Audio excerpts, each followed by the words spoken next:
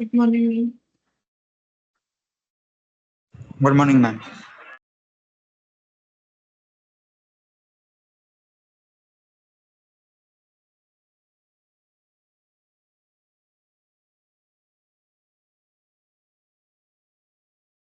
वैसे देखो रिकॉर्डिंग का मैसेज है, स्क्रीन शेयर हुआ। Yes ma'am. यस ठीक है। तो देखो आज हम लोग का ये कंपनी फाइनेंशियल स्टेटमेंट जो टॉपिक है ना वो कंप्लीट हो जाएगा। ठीक है, तो एक क्वेश्चन बाकी था जिसपे हम लोगों ने कुछ नोट्स टू अकाउंट्स बनाया था एसआर लिमिटेड, तो ये वाला कंप्लीट करेंगे पहले। और इस पे डिविडेंड का पॉइंट है कि कंपनी को अगर डिविडेंड डिक्लेयर करना है तो क्या रूल्स फॉलो करना पड़ेगा, उसका रूल्स हमें जानना है। उसके बाद उस पे एक क्वेश्चन है वो हम लोग कंप्लीट करेंगे, तो हम लोग का ये वाला टॉपिक कंप्लीट हो जाएगा। ठीक है, तो ये देखो ये जो 10th नंबर वाला क्वेश्चन है ये हम लोग का चल रहा था। तो इसमें मैंने क्या किया था ना, तुम लोगों को कुछ नोट्स पहले ही करवा दिया था, मतलब पूरा स्ट्रक्चर बनाने का तो टाइम नहीं था क्लास में उस दिन हम लोग का एंड में, तो हम लोगों ने कुछ जो है नोट्स टू अकाउंट्स बना के रेडी किया था।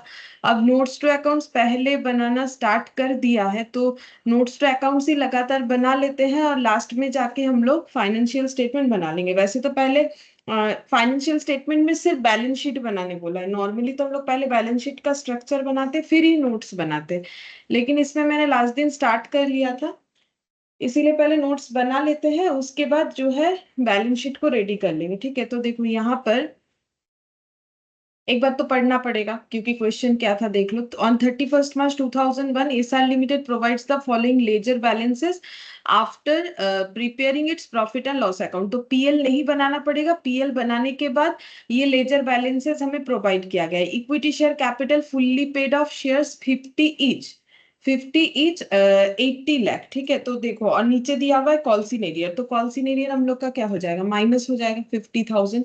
तो देखो हम लोग का ये शेयर कैपिटल वाले नोट्स में आ गया ऑथराइज शेयर कैपिटल।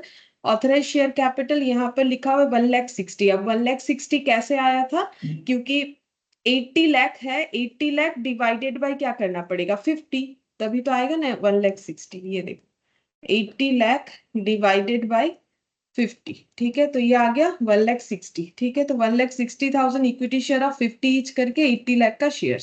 अच्छा, अब इसके बाद कॉल्सिन एरियर था, तो कॉल्सिन एरियर देखो यहाँ पर हम लोगों ने लेस कर दिया था, और ऊपर यहाँ देखो ऑथराइज लिखना जरूरी होता है, उसके बाद issued subscribe paid up called up and paid up, इस तरीके से लाइन बाय लाइन होता है, पहले इशूड फिर सब्सक्राइब फिर कॉल्ड अप फिर पेड अप। ठीक है, अब इसमें 1,60,000 50 लिखा हुआ है। अब आउट ऑफ द अबव इतने शेयर्स जो है कंसिडरेशन अदर देन कैश, वो इंफॉर्मेशन नॉर्मली हमें जो है ये जो ट्रायल बैलेंस है इसके नीचे मिलता है। ये देखो नीचे दिया हुआ था कि 50,000 शेयर्स ऐसा है जो कि हम लोगों ने कंसिडरेशन अदर देन कैश मतलब फॉर लैंड बोला भी था। ठीक है, कंसिडरेशन अदर देन कैश यहाँ पर चाहो तो एड ऑन कर दो, क्योंकि यहाँ पर ना बोला था other than cash for purchasing of land, ये लिख सकते हो।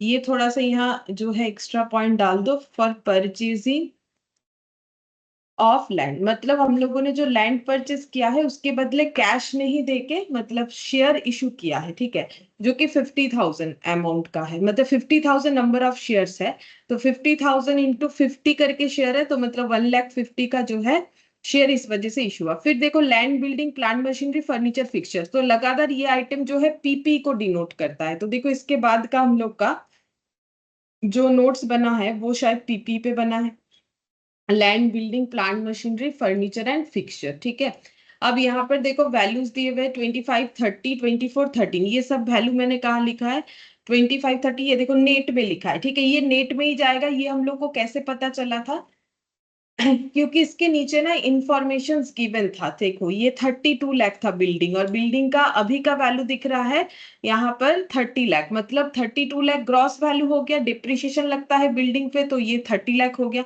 प्लांट मशीनरी जो 30 लाख, ये देखो ग्रॉस वैल्यू 30 लाख, और फर्नीचर फिक्सचर 16 लाख 50। ठीक है, और बाकी रिड्यूस्ड वैल्यू जो है ट्रायल बैलेंस में जो दिखा उसको लेके हम लोगों ने यहाँ पर दिखाया है।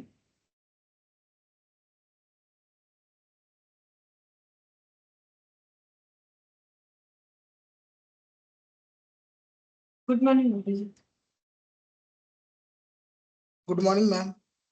तो ये देखो 16,50,000 कहाँ चला गया क्वेश्चन, ये देखो 16,50,000 ये वाला सब ग्रॉस वैल्यू है, ठीक है। लैंड का ग्रॉस नेट दोनों बराबर है, क्योंकि हमें पता है लैंड का एप्रिसिएशन हो सकता है बट डिप्रिसिएशन नहीं हो सकता है। अब ये टोटल कर लिया, क्योंकि इस पे और आगे कोई इंफॉर्मेशन नहीं था, तो ये नोट्स नंबर 2 पीपी का पार्ट हो गया। और लास्ट नोट्स हम लोगों ने जो बनाए वो देख लेते हैं। अच्छा, इसके बाद देखो सिक्योरिटीज प्रीमियम, जनरल रिजर्व और पीएल, तो ये सभी रिजर्व सरप्लस का पार्ट है। तो securities premium 15 lakh, general reserve 9,41,000 और पीएल जो बना है 5,80,000। तो पीएल बनाने के बाद हुआ, अब यहाँ पर कुछ रिजर्व मैंने ऐड करवाया था। क्यों करवाया था? क्योंकि एडिशनल इंफॉर्मेशन में जाओगे तो वहां दिख जाएगा कि रिजर्व ट्रांसफर करने के लिए बोला गया था। कहाँ चला गया वो पॉइंट? यहीं पर होगा, देखते हैं। Cost, trade receivable, balance, balance ये अदर लॉन्ग टर्म नहीं, ये तो बिल्स रिसीव, ये रहा 10th number point. Transfer of 35,000 to general reserve has been proposed by the board of director out of profit for the year. तो इस साल का प्रॉफिट कितना है? 5,80,000। यहाँ से 35,000 अगर ट्रांसफर होगा, 35 यहाँ लेस हो जाएगा और 35 यहाँ पर ऐड हो जाएगा, ठीक है। तो ये हम लोग का बन गया रिजर्व सरप्लस का नोट्स, ठीक है। अच्छा, अब नेक्स्ट हमारा किस चीज का नोट्स बनना चाहिए?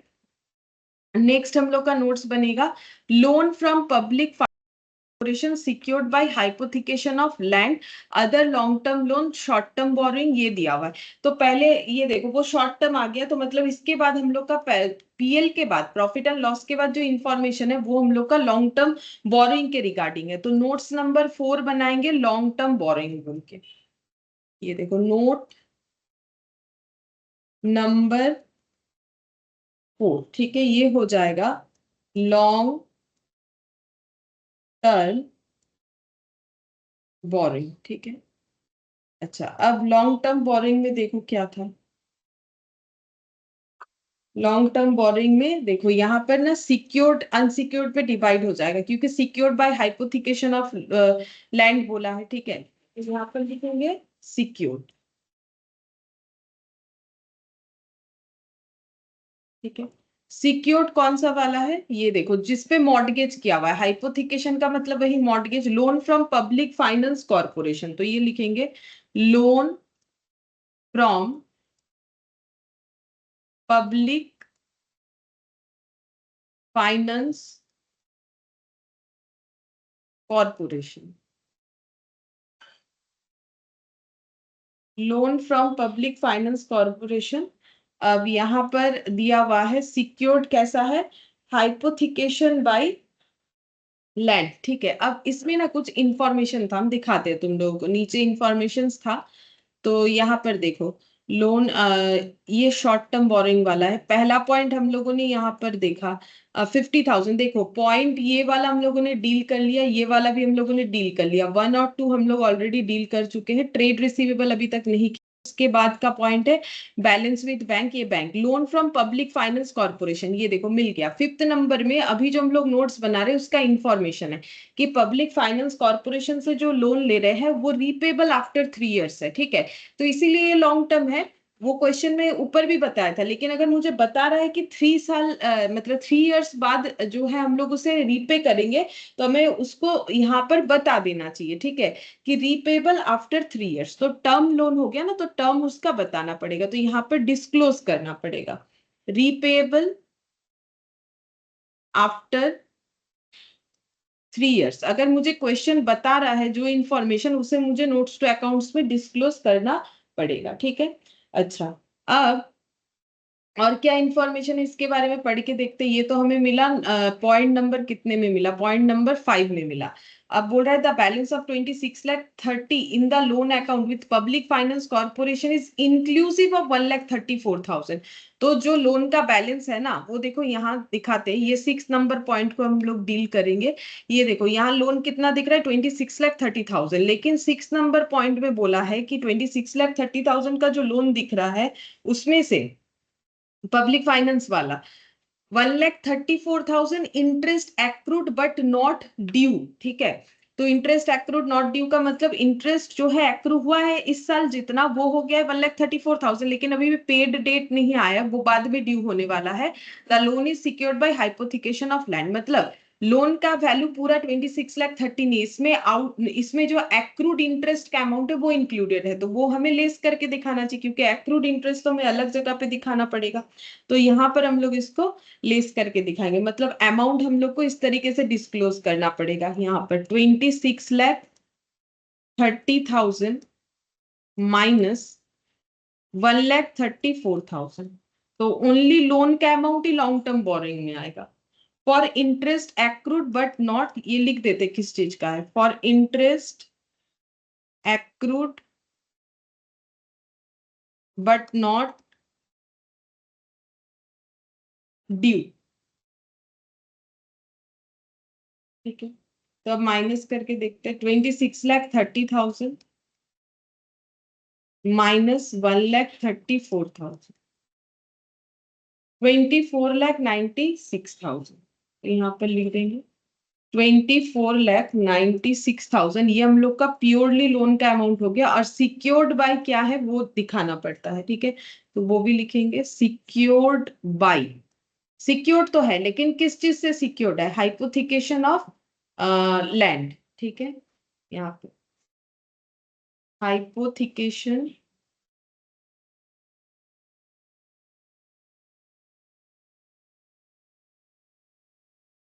ऑफ लैंड, ठीक है। अच्छा, और देखते हैं, ये हो गया सिक्योर्ड वाला। नेक्स्ट देखते हैं और क्या है।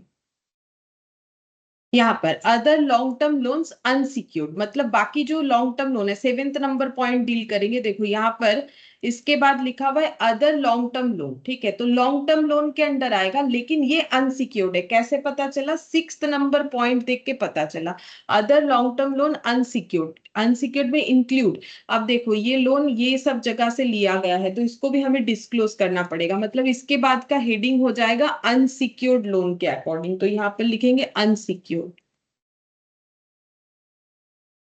अनसिक्योर्ड, ठीक है। अनसिक्योर्ड में क्या क्या आ रहा है देखते हैं। अनसिक्योर्ड में लोन टेकन फ्रॉम निक्सेस बैंक, ठीक है, तो यहाँ पर लिखेंगे लोन टेकन फ्रॉम, मतलब इसको लिखेंगे बैंक लोन, ठीक है।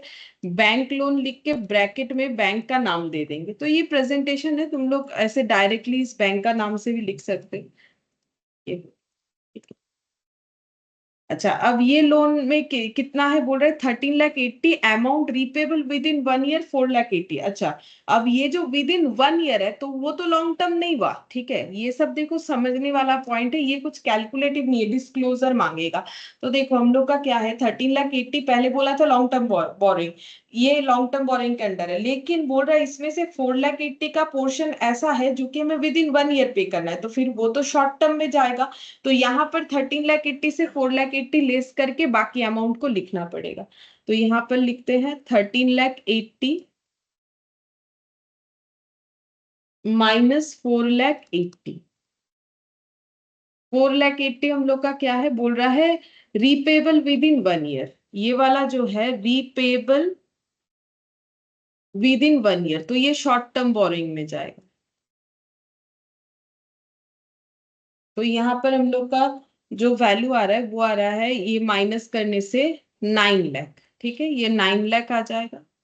अच्छा, बैंक लोन का अनसिक्योर्ड वाला 9,00,000, और लोन टेकन फ्रॉम डायरेक्टर 8,50,000, ये भी लिखेंगे, loan taken from director, loan taken from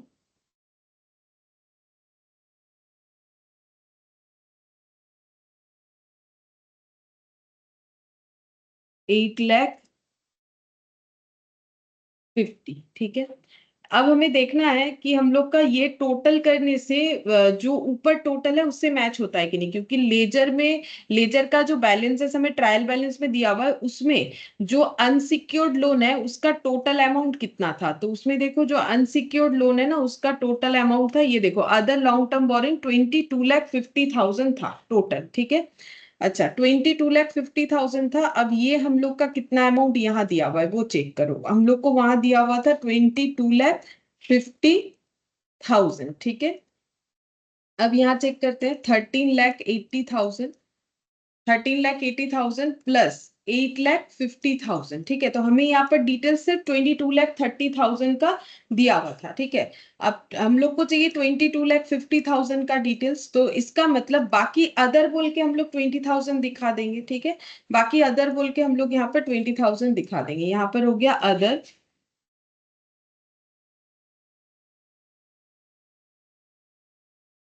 20,000। अच्छा, अगर कोई पूछेगा कि ये कैसे आया, तो 22,50,000 जो टोटल दिया हुआ था क्वेश्चन में, उसमें से हम लोग को लेस कर देना है कितना, उसमें से 4,80,000 लेस कर देंगे, क्योंकि वो तो हमारे शॉर्ट टर्म बोरिंग में चला गया। और इसमें से दो पार्ट हम लोगों ने अलग कर लिया, एक 9,00,000 और एक 8,50,000, ठीक है। 4,80,000 क्यों लेस हुआ, क्योंकि वो शॉर्ट टर्म का पार्ट था। देख लो, तो भी हम लोग का वही वैल्यू आएगा 20,000 जो अभी हम लोगों ने देखा। ये 22,50,000, इसमें से 4,80,000 हम लोग का शॉर्ट टर्म बोरिंग है, तो ये यहाँ नहीं आएगा। 9,00,000 जो है वो एक बैंक लोन था, तो वो हम लोगों ने अलग कर दिया। 8,50,000 जो है डायरेक्टर से लिया गया था, तो बाकी 20,000 का नहीं पता कि एक्चुअली कहाँ से ये लोन लिया गया है, तो इसको हम लोग बोलेंगे अदर। तो ये हो गया डिस्क्लोजर का सिस्टम। अब ये टोटल हो जाएगा 8 और 9, ये हो गया 17,50,000। तो ये टोटल बन गया 17,70,000। तो यहाँ पर लिखेंगे 17,70,000, ठीक है। तो अनसिक्योर्ड लोन, तो टोटल लॉन्ग टर्म बोरिंग कितना होगा, 24,96,000 प्लस ये वाला 24,96,000 प्लस ये वाला वैल्यू, मतलब 42,66,000, 42,66,000, ठीक है। ये हम लोग का जो है टोटल लॉन्ग टर्म बोरिंग का डिटेल्स बन गया। इस तरीके से हमें प्रिपेयर करना पड़ेगा, ठीक है। तो जो इंफॉर्मेशन है उसको प्रेजेंट करना सही तरीके से काफी जरूरी है। अच्छा, फिर यहाँ पर नेक्स्ट देखते हैं और क्या इंफॉर्मेशन है।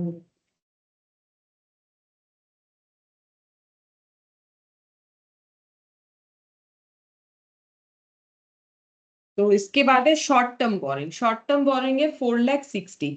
अब हम लोग देखेंगे कि शॉर्ट टर्म बोरिंग पे कोई इंफॉर्मेशन है कि नहीं, ठीक है। तो शॉर्ट टर्म बोरिंग का नोट बनेगा, नोट नंबर 5। यहाँ पर note number 5, note number 5, short term borrowing.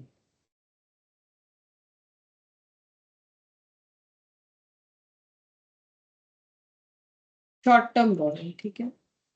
अच्छा, अब देखते हैं ये टोटल कितना था। शॉर्ट टर्म बोरिंग था 4,60,000, ठीक है। यहाँ पर एक बार जस्ट लिख रहे, तुम लोग मत लिखो, ये याद रखने के लिए कि 4,60,000 था, ताकि प्लस माइनस करने में हमें सुविधा हो। अब देखते हैं डिटेल्स कुछ बोला है कि शॉर्ट टर्म बोरिंग के नाम।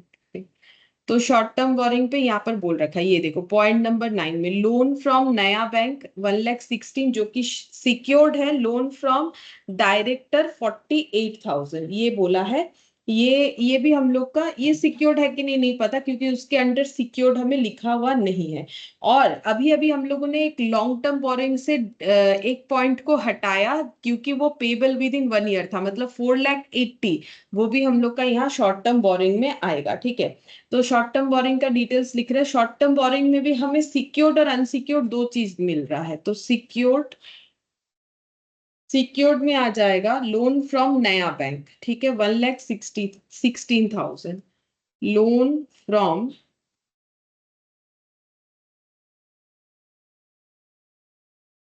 नया बैंक 1,16,000, ठीक है। अब यहाँ पर नेक्स्ट दिया हुआ है लोन फ्रॉम डायरेक्टर। अब ये सिक्योर्ड है कि नहीं कुछ बोला नहीं है, ठीक है। तो इसको हम लोग अलग से लिख देते हैं, मतलब ये सिक्योर्ड के अंदर हो गया। अब एक अलग से लिखेंगे लोन फ्रॉम डायरेक्टर। डायरेक्टर से लिया गया लोन पहले भी था, एक तो लॉन्ग टर्म था, वो हमें बोला था उसमें दिखाने के लिए, तो ये अलग से 48,000 यहाँ पर दिखा दिया। अच्छा, इसके अलावा और एक आ जाएगा ये वाला 4,80,000। ये कहाँ से लिया गया था, लोन फ्रॉम नेक्सिस बैंक, ठीक है, ये वाला लोन फ्रॉम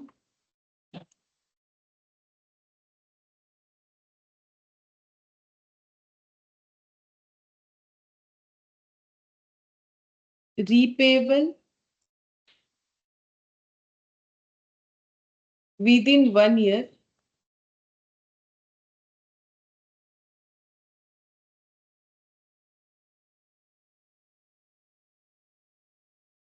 $4,80,000। ठीक है, अब टोटल करके देखेंगे कितना हो रहा है। तो यहाँ पर 1,16,000 प्लस 48,000 प्लस 4,80,000, तो ये हो गया 6,44,000। वो तो होगा ही, क्योंकि यहाँ 4,80,000 एडेड नहीं था। देखो हम लोग का एक्चुअली ये अमाउंट कितना होना चाहिए, क्वेश्चन में 4,60,000 दिया हुआ है प्लस 4,80,000, हम लोग का भी ये अमाउंट होना चाहिए कुछ इतना, क्योंकि वो इधर ऐड हो रहा है ना, वो वाला पोर्शन जो 1 ईयर वाला पोर्शन है। तो ये कितना हो जाएगा, 9,40,000। ठीक है, तो अब माइनस कर देंगे 9,40,000, तो देखते हैं कितना हो रहा है, 2,96,000, मतलब अदर बोल के 2,96,000 आ जाएगा। ठीक है,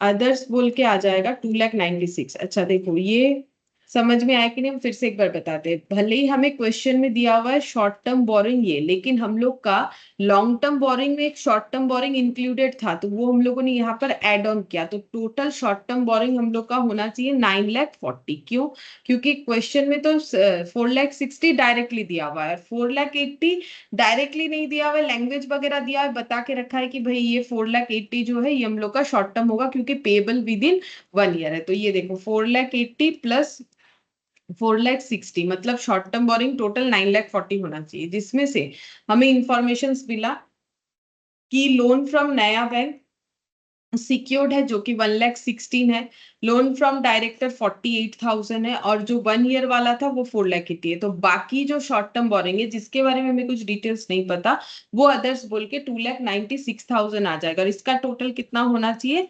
9,40,000, क्योंकि उसी को तो हम लोगों ने स्प्लिट किया हुआ है। ठीक है, तो ये 9,40,000 ऐसे लिखना पड़ेगा। तो ये हो गया डिस्क्लोजर। हाँ, एक चीज यहाँ लिख सकते हो, इसको हम लोग बोलते हैं current maturity of long term borrowing. ठीक है, बताते हैं current maturity of long term borrowing. अब ये क्या हुआ, current maturity of long term borrowing, actually अगर देखोगे तो ये 4,80,000 ना हमारे लॉन्ग टर्म में इंक्लूडेड था। ठीक है, लॉन्ग टर्म वैल्यू में इंक्लूडेड था, लेकिन क्वेश्चन में बोला था ये लॉन्ग टर्म होने के बाद भी 1 ईयर के अंदर जो है ये रीपे हो जाएगा, इसीलिए हम लोगों को इसको क्या करना पड़ा, लॉन्ग टर्म से निकाल के शॉर्ट टर्म में डालना पड़ा। तो ये था लॉन्ग टर्म के हिसाब से, लेकिन अगर वो लोग 1 ईयर के अंदर पे कर देंगे तो उस केस में वो लॉन्ग टर्म नहीं होकर शॉर्ट टर्म हो जाएगा। तो इसको हम लोग बोलते हैं अकाउंट्स के लैंग्वेज में कि current maturity of long term borrowing का हम लोग करेंट मैच्योरिटी करेंगे। करेंट यानी जो है 12 मंथ्स के अंदर। ठीक है, जो कि इस क्वेश्चन में दिया हुआ है रीपेबल विद इन 1 ईयर। ठीक है, तो इस तरीके से होगा। अच्छा, अब नेक्स्ट देखो इसमें दूसरा और क्या पॉइंट है, शॉर्ट टर्म बोरिंग के बाद है इन्वेंट्रीज, फिनिश्ड गुड्स और रॉ मटेरियल। चलो इन्वेंट्रीज लिखते हैं, पहले नोट बनाते फिर चेक करेंगे कि इसमें कोई हमारा एडिशनल इंफॉर्मेशन है कि नहीं। नोट नंबर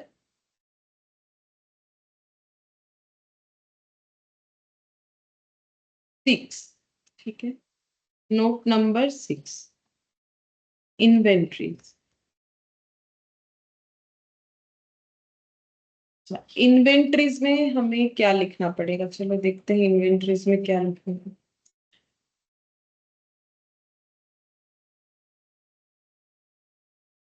इन्वेंट्रीज तो बताया, फिनिश गुड्स रॉ मटेरियल, क्या इस पे कोई इंफॉर्मेशन है, 45 लाख और 13 लाख। ठीक है, चलो एक बार लिख लेते हैं।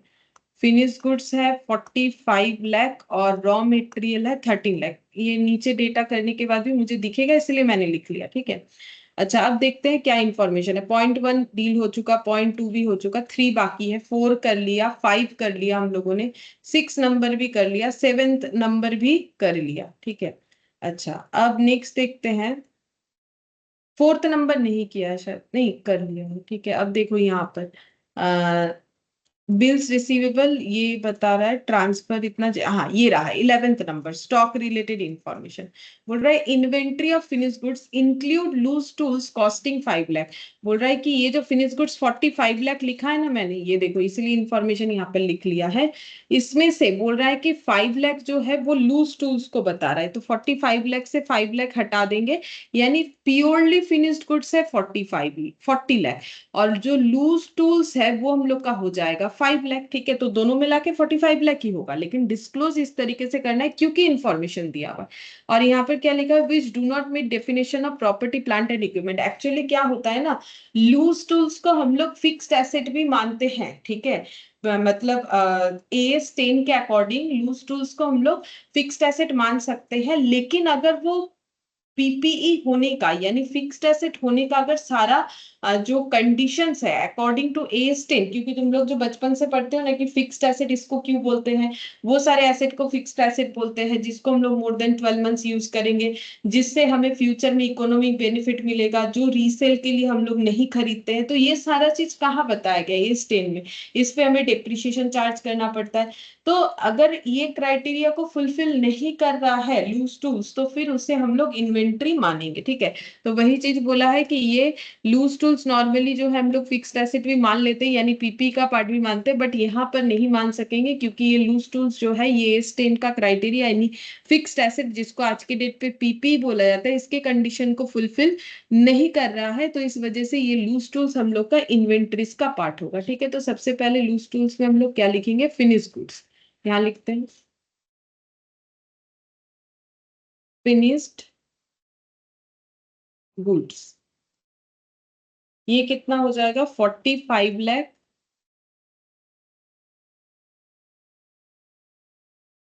-5 लाख,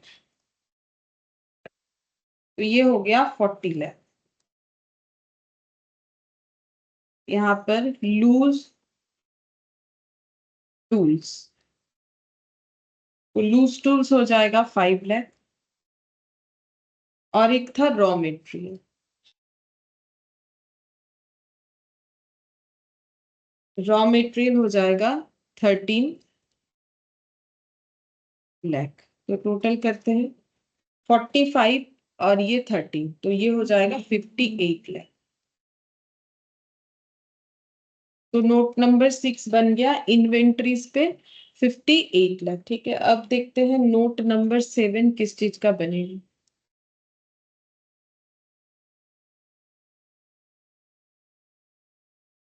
अच्छा, फिर बन रहा है ट्रेड रिसीवेबल। ठीक है, तो ट्रेड रिसीवेबल का नोट बनाएंगे, क्यों बनाएंगे, क्योंकि ट्रेड रिसीवेबल पे ना यहाँ इंफॉर्मेशन है, ये देखो पॉइंट नंबर 3 पे। ठीक है, तो ट्रेड रिसीवेबल 17,50,000 है। ठीक है, चलो note number 7, note number 7, trade receivable.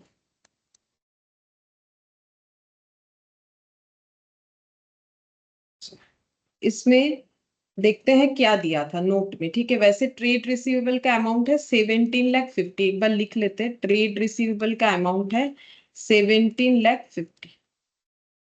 अब इंफॉर्मेशन देखते हैं क्या बोल रखा है। इंफॉर्मेशन बोला है trade receivable 4,86,000 due for more than 6 months. ठीक है, तो अगर 6 मंथ से ज्यादा कोई डेटर अपना पैसा बाकी रखता है तो वो हमें डिस्क्लोज अलग से करना पड़ता है। तो यहाँ पर लिखेंगे outstanding, outstanding for a period more than 6 months.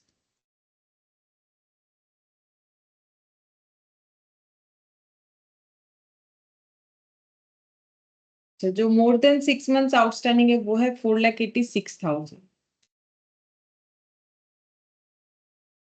और अदर मतलब जो 6 मंथ से ज्यादा नहीं है, तो कितना होगा, टोटल हम लोग को डेटा दे रखा है 17,50,000,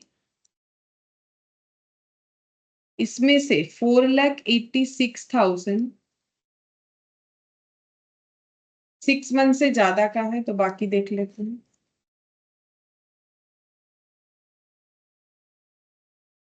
12,64,000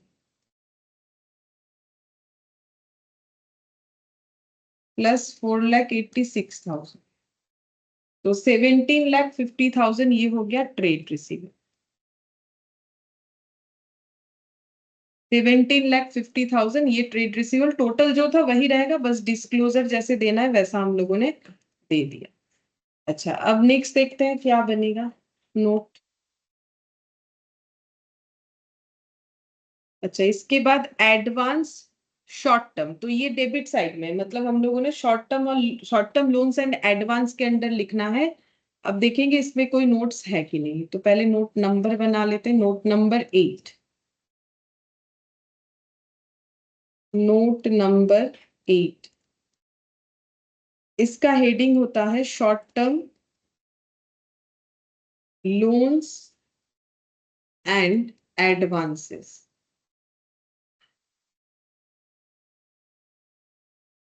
short term loans and advances, ठीक है। इसमें क्या आएगा, शॉर्ट टर्म एडवांसेस आएगा, लेकिन पहले एक बार चेक कर लेते कि इसमें हम लोगों को कोई इंफॉर्मेशन नीचे दिया है कि नहीं।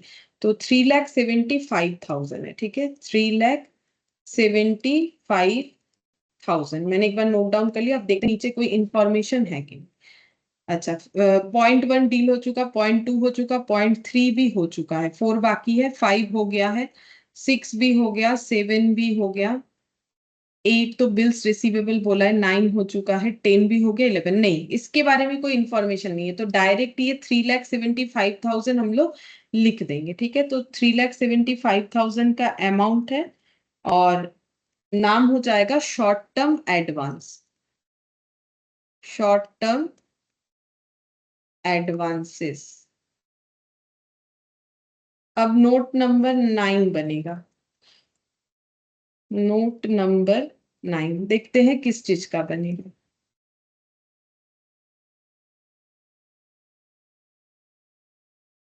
ट्रेड पेबल, ये बनेगा ट्रेड पेबल का। Trade payable 8,13,000। अच्छा, इस पे अगर कोई इंफॉर्मेशन नहीं है तो ये डायरेक्टली हम लोग अपने बैलेंस शीट में लिख देंगे।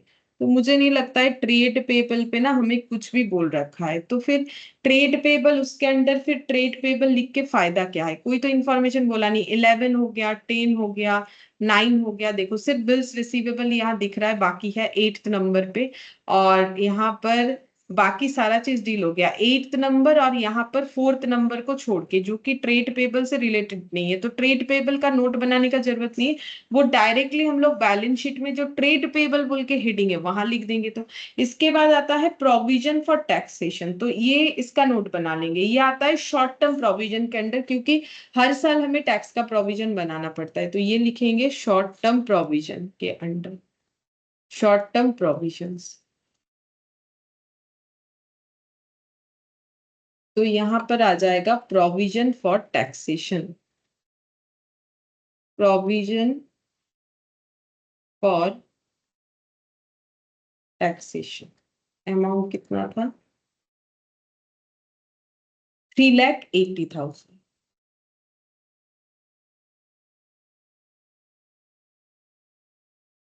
3,80,000। अच्छा, इसके बाद देखते हैं क्या है, अनपेड डिविडेंड, ठीक है। अनपेड डिविडेंड क्या होता है, करेंट लाइबिलिटी के अंदर आएगा, और कौन से हेड में आता है, करेंट लाइबिलिटी में, अदर करेंट लाइबिलिटी में आएगा, ठीक है। अनपेड डिविडेंड, तो note number 10, note number 10, other current liability.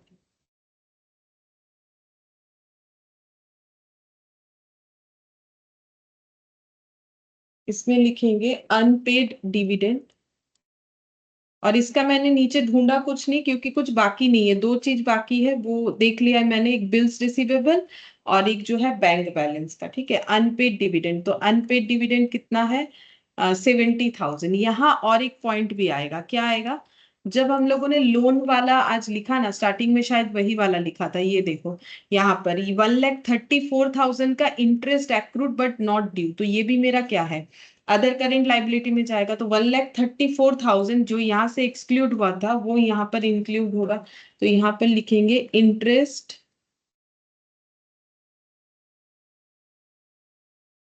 accrued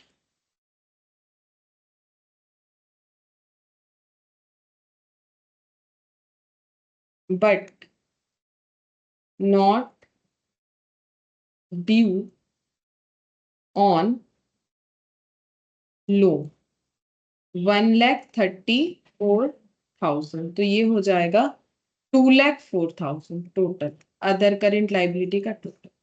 अब note number 11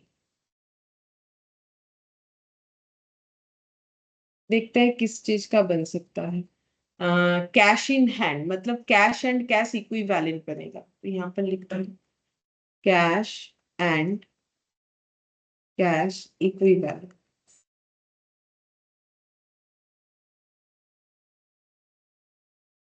cash and cash equivalent, अच्छा इसमें क्या लिखना पड़ेगा, पहले देख लेते हैं कि टोटल कैश इन हैंड और कैश एट बैंक कितना है, तो ये एक बार नोट डाउन कर लेंगे, ठीक है, ये एक बार लिख लेते हैं।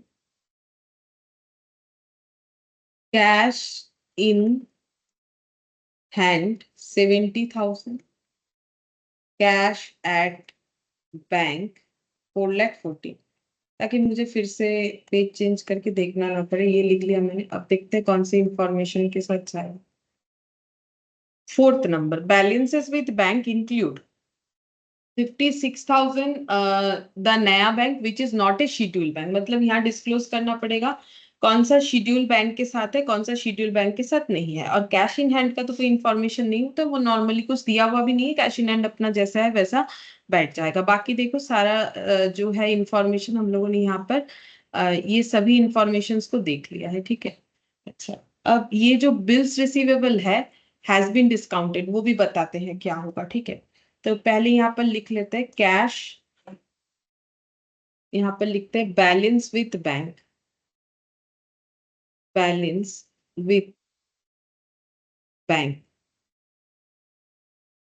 इसमें से with schedule bank, without schedule bank, with schedule bank और एक हो जाएगा without schedule bank, without schedule bank. अच्छा देखते हैं विथ शेड्यूल बैंक कितना था, तो यहाँ पर अच्छा, हाँ 56,000 जो कि शेड्यूल बैंक के साथ नहीं है, तो 56,000 ये वाला, ठीक है। और ये कौन से बैंक से है विदाउट शेड्यूल बैंक, उसका नाम भी बताया है नया बैंक, तो इंफॉर्मेशन रहेगा तो लिखना जरूरी है, ठीक है। अच्छा, अब टोटल कैश एट बैंक था कितना, तो कैश यहाँ देखते हैं, ये देखो दिख जाएगा मुझे, कैश एट बैंक था 4,14,000, ठीक है। तो ये टोटल मेरा बनना चाहिए 4,14,000, जिसमें से 56,000 विदाउट शेड्यूल बैंक है, तो विथ शेड्यूल बैंक कितना होगा, माइनस करेंगे तो पता चल जाएगा। 4,14,000 माइनस 56,000, तो ये आंसर आ रहा है मेरा 3,58,000, तो 3,58,000 हो जाएगा balance with bank but not schedule bank, ठीक है। अब यहाँ पर हो जाएगा बट विथ शेड्यूल बैंक, ये वाला 3,58,000, और इसके नीचे आएगा cash in hand, cash in hand, cash in hand था हम लोग का 70,000, तो टोटल हो जाएगा 414 प्लस 70, 4,84,000, 4,84,000, ठीक है। ये हो गया नोट्स नंबर 11, और कोई नोट्स नहीं बनेगा, लेकिन एक चीज अगर तुम लोग देखोगे तो यहाँ बाकी रह गया है नीचे, ठीक है। देखो ये ट्रायल बैलेंस में जो भी था वो तो हम लोगों ने फुल्ली कंप्लीट कर लिया, 0.1 हो चुका, 0.2 हो चुका है, देखो 0.1 इक्विटी शेयर का था, 0.2 एसेट का था, 0.3 डेटर का था, और यहाँ पर 0.4 बैलेंस विद बैंक लोन ये हो गया 6 हो गया, लेकिन ये वाला अभी तक मैंने नहीं करवाया। Bills receivable for 1,60,000 maturing on 15 June has been discounted. मतलब क्या होता है बिल्स का जो कंसेप्ट होता है, देखो आई होप कि तुम लोगों ने सभी ने बिल्स कभी ना कभी तो पढ़ा होगा। देखो बिल्स नॉर्मली जो है हमारे यहाँ है नहीं, ठीक है, मतलब इसका डिटेल्स तो जो भी हो, फिर भी बिल्स को क्या करते हैं ना, बिल्स का 3-4 प्रोसेस होता है कि अगर हम लोग किसी में बिल ड्रॉ करते हैं तो उसको किस तरीके से हम लोग ट्रीट कर सकते हैं, जिसमें से यहाँ पर डिस्काउंट वाला पता है। मतलब बिल ड्रॉ करने के बाद मान लो बिल मैक्सिमम 3 मंथ्स या 90 डेज का ड्रॉ होता है। तो अगर हम लोगों ने अपने कस्टमर पे बिल ड्रॉ किया, बिल ड्रॉ कब करते कस्टमर पे, जब कस्टमर रिक्वेस्ट करता है कि मुझे पेमेंट करने में थोड़ा टाइम लगेगा, क्या मुझे ज्यादा क्रेडिट पीरियड मिल सकता है। तो अगर जो ओनर है या फिर जो सेलर है वो चाहे तो उनपे जो है टाइम क्रेडिट पीरियड बढ़ा सकता है, मैक्सिमम 3 मंथ्स या फिर 90 डेज, और उसके अगेंस्ट में वो बिल ड्रॉ करता है प्रूफ के लिए।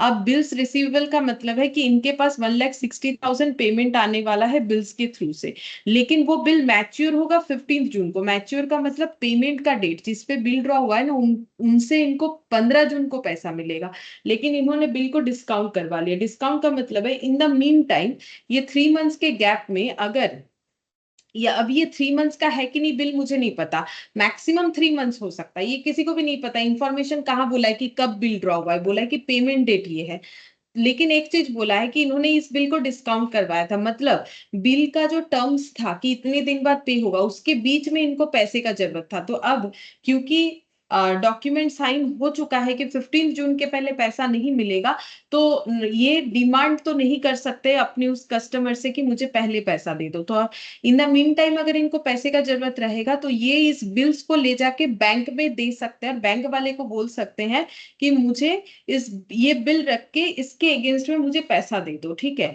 तो बैंक वाला ये काम करता है, लेकिन बिल के अमाउंट से कम अमाउंट पे करता है, ठीक है, और बाकी अमाउंट अपना चार्ज के हिसाब से काट लेता है। नहीं तो बैंक का इसमें क्या फायदा, बैंक तो चैरिटी नहीं करता है, ठीक है। तो फिर बैंक बोलेगा कि ठीक है, हम बिल का अमाउंट जो है उससे थोड़ा पैसा डिडक्ट करके बाकी पैसा आपको दे देंगे। और इस बिल्स का प्रोसेस ये होता है कि जिनको पेमेंट करना है ना, वो पेमेंट फिर इनको नहीं करके बैंक वाले को कर देंगे। ये इन्फॉर्मेशन ये खुद उस पर्सन को दे देगा, अपने डेटर को, कि मैंने अपने बिल को डिस्काउंट करवा लिया है, तो 15 जून को आप पैसा बैंक में डिपॉजिट कर दीजिएगा। अब ये पैसा 15 जून को मिलने वाला है। अब यहाँ पर दो कंडीशन अराइज होता है, ठीक है। तो अब एक चीज ये होगा कि 15 जून को डेटर पैसा जो है 1,60,000 बैंक में डिपॉजिट कर दिया तो बात खत्म। और अगर नहीं डिपॉजिट कर पाया, ये कब होगा, मान लो इंसॉल्वेंट हो गया, नहीं कर पाया, ठीक है, तो फिर क्या होगा, इंसॉल्वेंट भी हो सकता है या फिर फाइनेंशियल इश्यूज है तो भी वो हो सकता है कि नहीं दे पाया। तो नहीं दे पाया तो फिर क्या होगा ना, बैंक वाला नहीं मानेगा, बैंक वाला बोलेगा मुझे तो 15 जून को मेरा अपना पूरा पूरा पैसा चाहिए, ठीक है। तो अब यहाँ पर हम लोग कब का फाइनेंशियल स्टेटमेंट बना रहे हैं, हम लोग बना रहे 31 मार्च 2001 का, ठीक है, और ये 15 जून का बात है। मतलब फाइनेंशियल स्टेटमेंट बनने के बाद का डेट है। अब कोई पैसा देगा नहीं देगा ये तो कंटिजेंसीज हो गया ना, अब उसका कोई प्रॉब्लम नहीं होगा तो वो देगा, और अगर प्रॉब्लम होगा तो दे नहीं भी सकता है, ठीक है। तो अब ये 1,60,000 मेरा लाइबिलिटी हो जाएगा अगर वो नहीं दे पाया तो, ठीक है, क्योंकि बैंक वाला तो पैसा लेके ही मानेगा, ठीक है। तो ये मेरा लाइबिलिटी हो भी सकता है, नहीं भी हो सकता है। तो इस तरीके के लाइबिलिटी को हम लोग बोलते हैं कंटिजेंट लाइबिलिटी, ठीक है। अगर तुम लोगों ने कभी पढ़ा होगा 11-12 में तो कंटिजेंट लाइबिलिटी बोलते हैं। तो कंटिजेंट लाइबिलिटी को हमेशा बैलेंस शीट के फुट नोट में दिखाया जाता है, ठीक है। तो ये हम लोग बैलेंस शीट के फुट नोट में दिखाएंगे 15 जून वाला, तो इसीलिए मैंने इसका नोट यहाँ नहीं बनाया। ये बैलेंस शीट के नीचे ये वाला चीज लिखना पड़ेगा। तो ये बिल्स रिसीवेबल का इसका एंट्री कैसे होता है, अगर कोई पूछे तो इसका एंट्री ऐसे होगा। देखो जो बिल ड्रॉ करेगा, मान लो ए ने बी को कुछ सेल किया, तो ए बोलेगा पहले डेटर टू सेल, ठीक है, ये बोलेगा परचेज टू क्रेडिटर, ठीक है, फिर ये रिक्वेस्ट करेगा बिल ड्रॉ करो, तो ये बोलेगा BR to debtor, debtor transfer हो जाएगा बिल्स रिसीवेबल में, फिर यहाँ पर हो जाएगा क्रेडिटर टू बीपी, ठीक है। क्रेडिटर ट्रांसफर हो जाएगा बीपी में, क्योंकि एक ही ये अपने बुक्स में एक ही इंसान को क्रेडिटर और एक उसी से लिया गया बिल ऐसे नहीं दिखा सकते, ठीक है। तो डेटर कैंसिल होगा अगर बीआर बनेगा, क्योंकि डेटर ही बिल्स में ट्रांसफर हो रहा है। अब अगर पैसा मिल गया टाइम पे तो एंट्री होता है बैंक टू बीआर, ठीक है, bank to BR, simple. Debtor debtor cancel, BR BR cancel, तो बैंक टू सेल्स, जो कैश सेल का एंट्री होता अगर इन्होंने टाइम नहीं मांगा होता। और अब ये जब पे कर देंगे तो एंट्री होगा बीपी बीपी टू बैंक, ठीक है, ये एंट्री होगा। लेकिन यहाँ पर ये लास्ट वाला एंट्री नहीं होगा, क्योंकि यहाँ पर बिल डिस्काउंट का बात हो रहा है। तो ए क्या कर रहा है, ए मीन टाइम में जाके बैंक में इस बिल को डिस्काउंट करवा रहा है। तो एंट्री क्या होगा, बैंक वाला इसे पैसा दे देगा, बैंक अकाउंट डेबिट, ठीक है, ये एंट्री करेगा bank account debit, discount debit, ठीक है, जितना बैंक ने बैंक चार्जेस काट लिया टू हो जाएगा B R.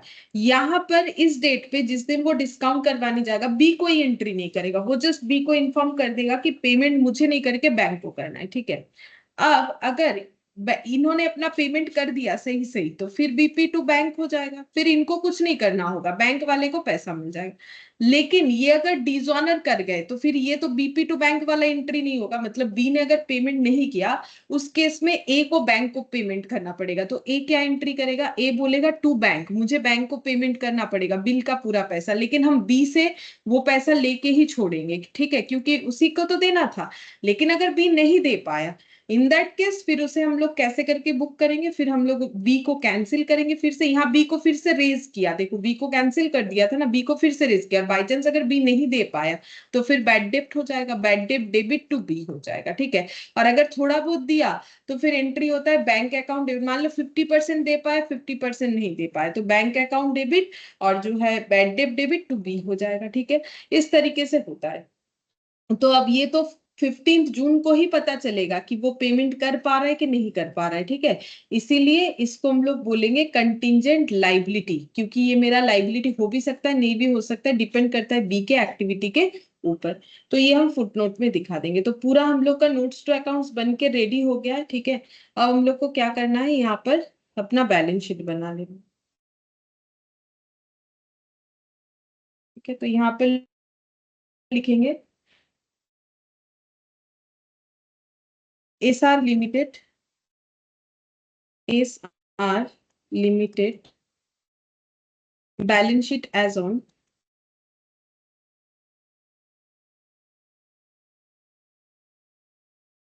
31st of March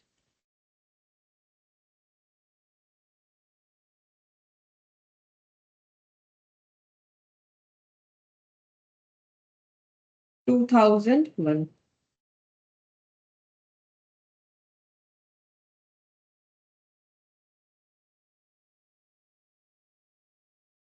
particulars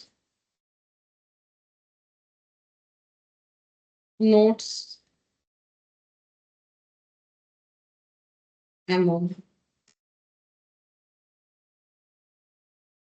note number और अमाउंट। सबसे पहले आएगा इक्विटी एंड लाइबिलिटीज,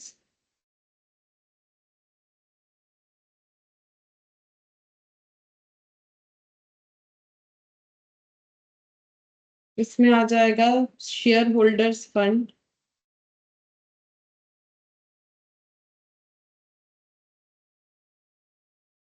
नेक्स्ट आएगा share capital, reserve and surplus,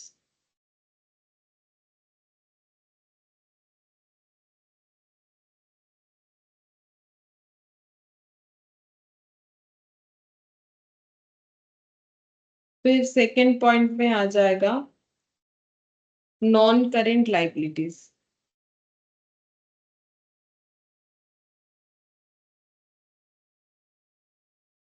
इसमें आ जाएगा long term borrowing,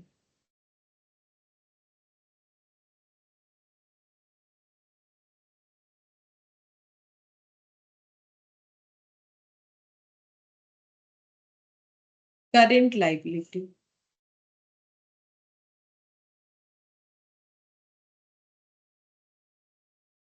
current liability में क्या क्या था, अभी हम लोगों ने नोट्स बनाया था तो वहां पर देख सकते हैं, ठीक है। अच्छा, ये यहाँ पर खत्म हो गया पेज। ठीक है, तो देखो इसमें एक पॉइंट तो मुझे याद है, अदर करेंट लाइबिलिटी का था, शॉर्ट टर्म बोरिंग का था, short term borrowing, trade payable था जिसको मैंने नोट्स नहीं बनाया, तो ट्रेड पेबल डायरेक्टली लिखेंगे, trade payable, other current liability और शॉर्ट टर्म प्रोविजन। ठीक है, other current liability,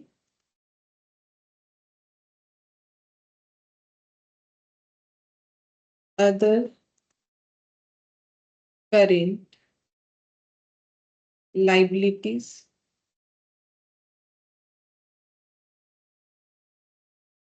short term provision.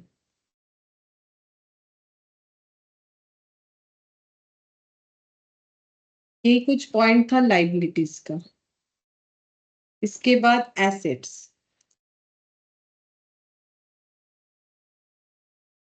Assets में पहला हो जाएगा नॉन करेंट एसेट,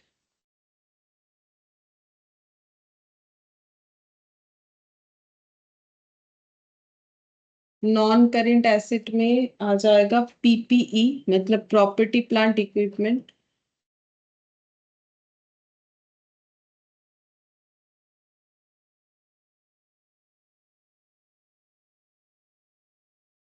इसके बाद करेंट एसेट,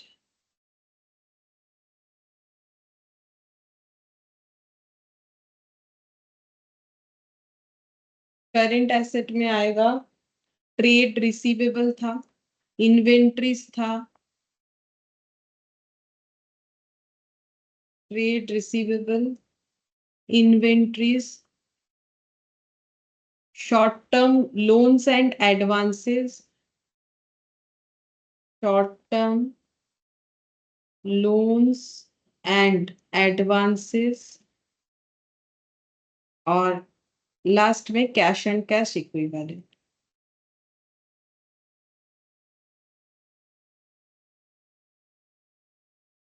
यहाँ पर टोटल, यहाँ नोट नंबर, अमाउंट। ठीक है, अब एक एक करके लिख लेते हैं।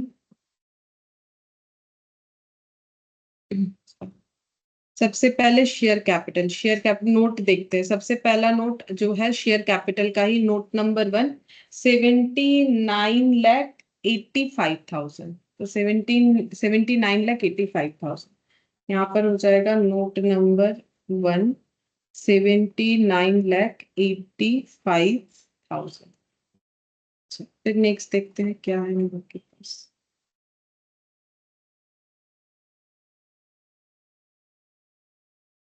नोट नंबर 2 पीपीई का 92 लाख, नोट नंबर 2 पीपीई का 92 लाख, मतलब इधर आना पड़ेगा, पीपीई नोट नंबर 2 92 लाख।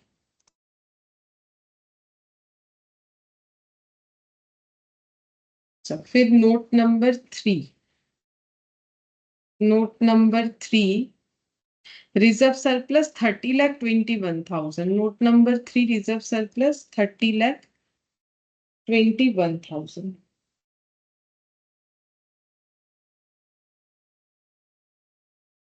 फिर note number 4 long term borrowing 42,66,000, note number 4 long term borrowing 42,66,000, 42,66,000। अच्छा, फिर नेक्स्ट देखते हैं, fifth number note, short term borrowing 9,40,000, short term borrowing 9,40,000।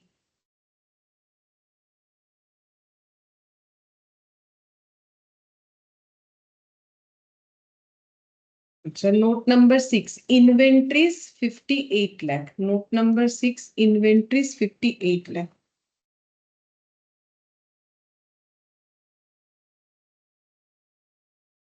इसके बाद note number 7 trade receivable 17,50,000, 17,50,000।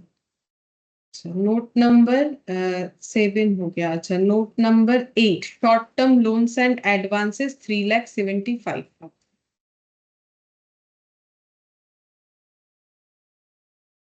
3,75,000। Note number 8, note number 9, short term provision 3,80,000। Short term provision 3,80,000। Note number 9 हो गया। फिर note number 10, other current liability 2,04,000।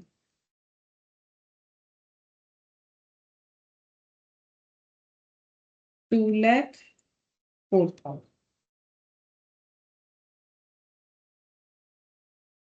फिर देखते हैं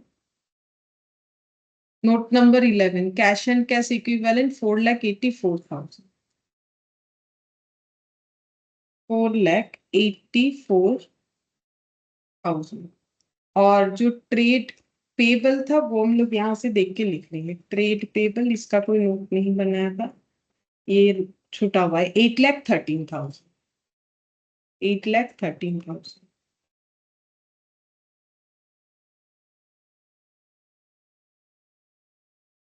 8,13,000, इसका कोई नोट हम लोगों ने नहीं बनाया, जरूरत नहीं था क्योंकि सेम नाम पे ही रहता। 79,85,000 plus 30,21,000 plus 42,66,000 plus 9,40,000 plus 8,13,000 plus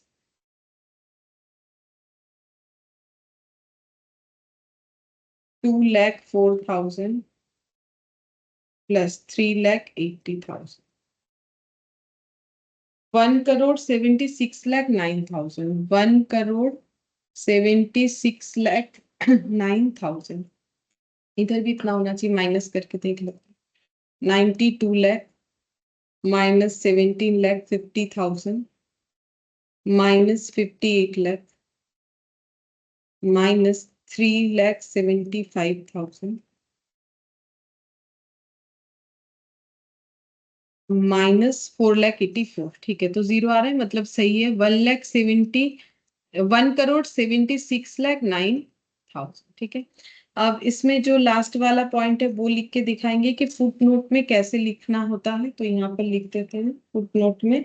note ये लिखना जरूरी है, लेकिन एग्जाम में नोट हो जाएगा, there is a contingent liability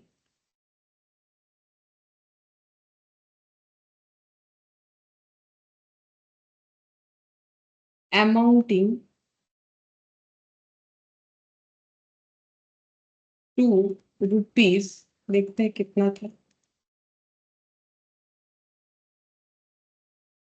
contingent liability था हम लोग का 1,60,000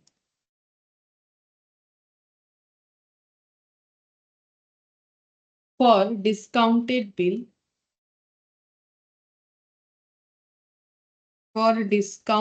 bill matured on maturity date था 15 जून 2000। 15 जून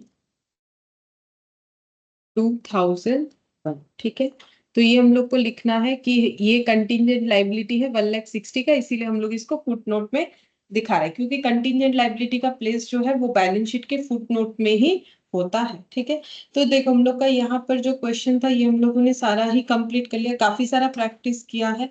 बाकी तुम लोग को प्रैक्टिस करना है, नहीं तो भूल जाओगे कि कैसे होता है। अच्छा, अब हम लोग जो है डिविडेंड का एक क्वेश्चन है वो डील करेंगे, और उसके लिए पहले डिविडेंड का जो रूल्स है वो देखेंगे। ठीक है, तो ये वाला क्वेश्चन इलास्ट्रेशन 1। ठीक है, ये बाकी है, बाकी सब हम लोगों ने किया है, तो ये डिविडेंड पे बेस्ड है। अच्छा देखो, तो डिविडेंड क्या होता है, इसका रूल्स क्या है वो पहले हम लोग देख लेते हैं। तो हेडिंग करो तुम लोग डिविडेंड बोल के, पहले लिखना पड़ेगा। तो यहाँ पर लिखेंगे dividend.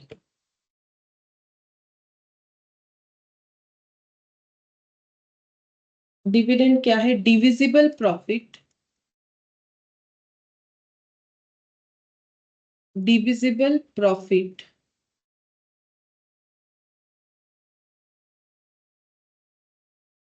distributing among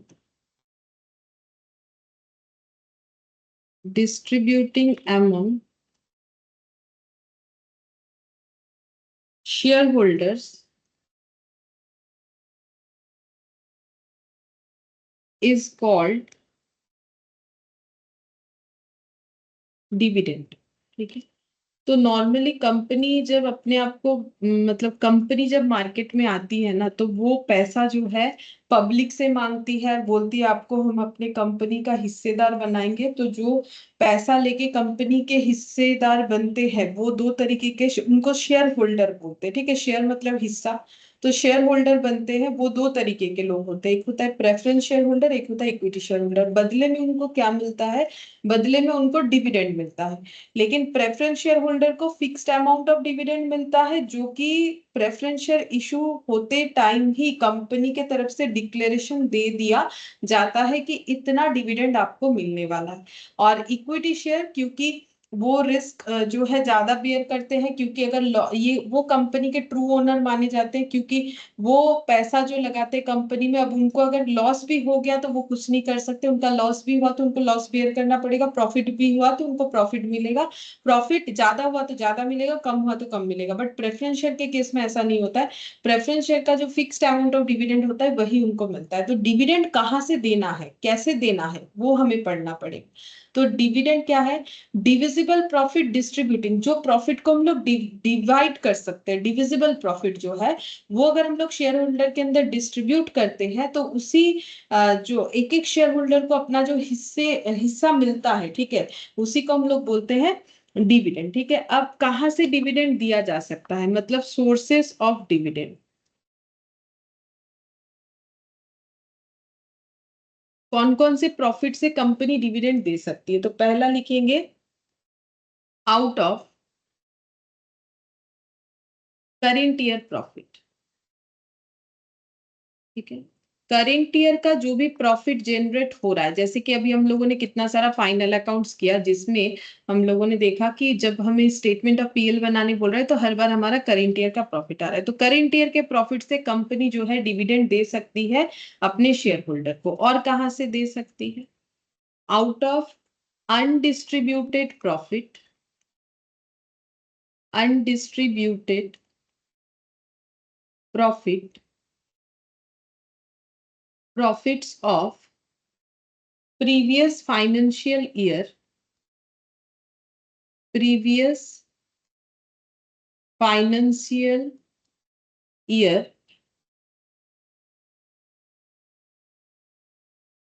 year on year, मतलब बोल रहा है। और कहाँ से हम लोग दे सकते हैं? एक तो करंट ईयर के प्रॉफिट से दे सकते हैं, या फिर प्रीवियस फाइनेंशियल ईयर या उसके प्रीवियस फाइनेंशियल ईयर में कोई प्रॉफिट का अगर यूज नहीं हुआ था, मतलब वो प्रॉफिट डिस्ट्रीब्यूट नहीं हुआ था, अनडिस्ट्रीब्यूटेड हालत में था, मतलब प्रीवियसली अगर कोई प्रॉफिट हमारे पास पड़ा हुआ है तो उसको भी हम लोग डिविडेंड देने के लिए यूज कर सकते हैं। फिर combination of both, combination of A and B. ठीक है, तो अगर हमें जो डिविडेंड देना है वो अगर हमारे करेंट फाइनेंशियल ईयर के प्रॉफिट से सफिशिएंट नहीं हो रहा है, तो प्रीवियसली पड़ा हुआ प्रॉफिट को भी हम लोग यूज कर सकते हैं, या फिर दोनों को मिला के यूज कर सकते हैं हमारे जरूरत के हिसाब से। ठीक है, दोनों के कॉम्बिनेशन के अकॉर्डिंग भी हम लोग प्रॉफिट का यूज करेंगे डिविडेंड देने के लिए। फिर नेक्स्ट पॉइंट हो जाएगा free reserve,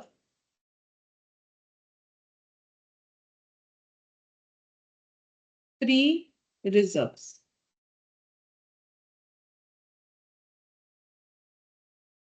is that which can be used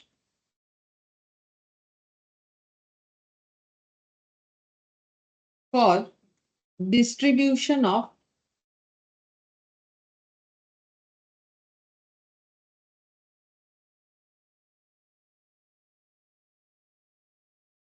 dividend. ठीक है, हम लोग फ्री रिजर्व को भी फ्री रिजर्व का भी यूज कर सकते हैं डिविडेंड देने के लिए। अब रहा बात, ये फ्री रिजर्व क्या होता है? फ्री रिजर्व का मतलब होता है वो रिजर्व जिसको हम लोग बेसिकली डिविडेंड देने के लिए ही यूज कर सकते हैं, जिसपे कोई रेस्ट्रिक्शन नहीं है। जैसे कि एग्जाम्पल देने से समझोगे, एग्जाम्पल के तौर पे हो जाता है profit and loss account. Profit and loss account में जो अमाउंट पड़ा हुआ है वो फ्री है, तो उसी को यूज कर सकते हैं, जैसे कि करेंट ईयर प्रॉफिट, ठीक है। या फिर जनरल रिजर्व, ठीक है। जनरल रिजर्व का मतलब होता है कि अगर हम लोग अपने प्रॉफिट से कुछ रिजर्व क्रिएट करते हैं, जैसे अभी जो हम लोगों ने फाइनेंशियल स्टेटमेंट बनाया वहां पर क्वेश्चन में बोला हुआ था करेंट ईयर के प्रॉफिट से 30,000 जनरल रिजर्व बना, मतलब एक रिजर्व बना के रखो, और जिसका नाम दिया है जनरल। जनरल मतलब किसी भी पर्पस पे हम लोग इसे यूज कर सकते हैं, कुछ रेस्ट्रिक्टेड नहीं है, ठीक है। तो इसीलिए इसको फ्री रिजर्व बोलते हैं कि जहां मन चाहे वहां यूज कर सकते हैं। तो ये हो गया कि जनरल रिजर्व से हम लोग जो है फ्री रिजर्व अगर यूज कर रहे हैं डिविडेंड डिस्ट्रीब्यूट करने के लिए तो पीएल यूज कर सकते हैं, जनरल रिजर्व यूज कर सकते हैं, और क्या यूज कर सकते हैं, अगर हम लोगों ने कोई डिविडेंड इक्वलाइजेशन रिजर्व बना के रखा है तो वो तो डिविडेंड पर्पस के लिए बना है, तो वो डिविडेंड डिस्ट्रीब्यूट करने के लिए यूज कर सकते हैं। डिविडेंड इक्वलाइजेशन रिजर्व, ठीक है। ऐसा रिजर्व कंपनी बनाती है डिविडेंड देने के लिए, तो इसको यूज कर सकते हैं एटसेट्रा, ठीक है। इस तरीके के रिजर्व को हम लोग फ्री रिजर्व बोलते हैं। अच्छा, अब कौन सा रिजर्व ऐसा होता है जो फ्री नहीं होता है? देखो ये पॉइंट तो कंप्लीट हो गया कि सोर्सेज ऑफ डिविडेंड, अगर डिविडेंड देना है तो कहाँ से पैसा आएगा। तो बोल रहा है कि करेंट के ड्रॉ कर लो, प्रीवियसली कोई प्रॉफिट अगर पड़ा हुआ है अनडिस्ट्रीब्यूटेड हालत में उसको ले लो, या दोनों का कॉम्बिनेशन करके दे दो, या फिर फ्री रिजर्व पड़े हुए हैं तो वहां से डिविडेंड दे सकते हैं। अब एक पॉइंट समझने के लिए कि कौन कौन सा रिजर्व फ्री नहीं होता है, ताकि तुम लोग क्वेश्चन में समझ जाओ कि ये फ्री रिजर्व नहीं है। जैसे कि हम लिख देते हैं example of reserve which are not free, ठीक है। कुछ एग्जाम्पल दे रहा है जो रिजर्व फ्री नहीं है। फ्री नहीं होने का मतलब है जिसको हम लोग जैसा चाहे वैसा यूज नहीं कर सकते, मतलब हाँ उसका स्पेसिफिक यूज है, ठीक है। उसका स्पेसिफिक यूज है, इसीलिए हम लोग यूज नहीं कर पाएंगे, जहां मन चाहे वहां यूज नहीं कर पाएंगे। जैसे कि एग्जाम्पल के तौर पे पहला लिखते हैं कैपिटल रिजर्व, ठीक है।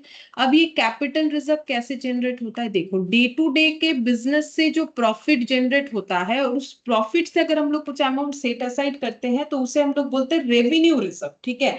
उसे हम लोग रेवेन्यू रिजर्व बोलते हैं, जैसे कि पीएल, पीएल रेवेन्यू रिजर्व है, ठीक है। जनरल रिजर्व रेवेन्यू रिजर्व है। तो रेवेन्यू रिजर्व का मतलब हो गया, देखो रेवेन्यू बात का मतलब ही होता है डे टू डे का इनकम या एक्सपेंसेस, ठीक है। जैसे बिजनेस का सैलरी पे कर रहे हैं, रेंट पे कर रहे हैं, ठीक है, कुछ इंटरेस्ट इनकम मिल रहा है, इस तरीके की इनकम या एक्सपेंसेस को रेवेन्यू बोलते हैं।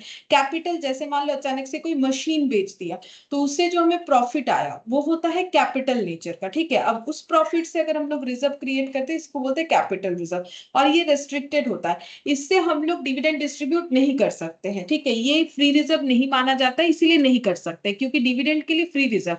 अब ऐसा क्यों होता है? क्योंकि डिविडेंड हम लोग कहाँ से देंगे? थोड़ी ना एसेट वैसेट बेच के डिविडेंड देना चाहिए, बिजनेस अच्छा चल रहा है तभी ना हम लोग डिविडेंड दे पाएंगे, तभी तो कंपनी में लोग शेयर खरीदेगा, नहीं तो क्यों खरीदेगा। तो कैपिटल रिजर्व अगर मेरे पास है तो हम ये नहीं बोल सकते कि इससे हम डिविडेंड दे देंगे, क्योंकि ये रेस्ट्रिक्टेड रिजर्व होता है, ये रेवेन्यू टाइप का रिजर्व नहीं है। हमें सब रेवेन्यू टाइप का रिजर्व चाहिए होता है जिसको फ्री रिजर्व बोलते हैं। इसके अलावा मान लो है कैपिटल रिडेम्पशन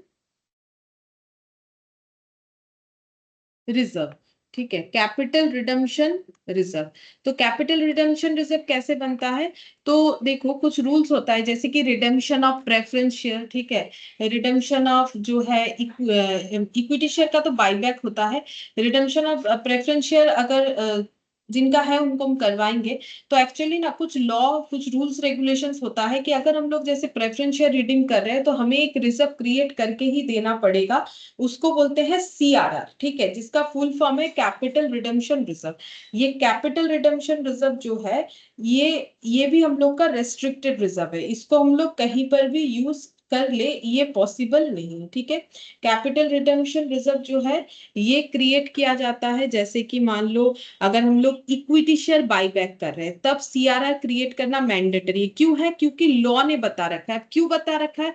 वो एक बड़ा प्रोसेस है, ठीक है, वो तो जब चैप्टर में होता है तब बताएंगे, अब यहाँ तो इतना सारा पॉइंट नहीं बता पाएंगे, ठीक है। तो कैपिटल रिडेम्पशन रिजर्व बनाना जरूरी है।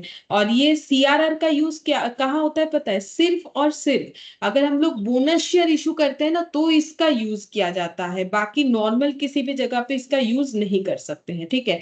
तो मेनली ये इसका यूज कहाँ होता है, अगर चाहो तो लिख सकते हो, बोनस शेयर इशू करने पे इसका यूज होता है। बोनस शेयर जब हम लोग इशू करना चाहे तो फिर इसका यूज किया जाता है। ये फ्री रिजर्व नहीं है, कैपिटल नेचर का कुछ भी फ्री रिजर्व नहीं होता है, तो इससे हम लोग जो है डिविडेंड डिस्ट्रीब्यूट नहीं कर पाएंगे, ठीक है। फिर हो गया securities premium.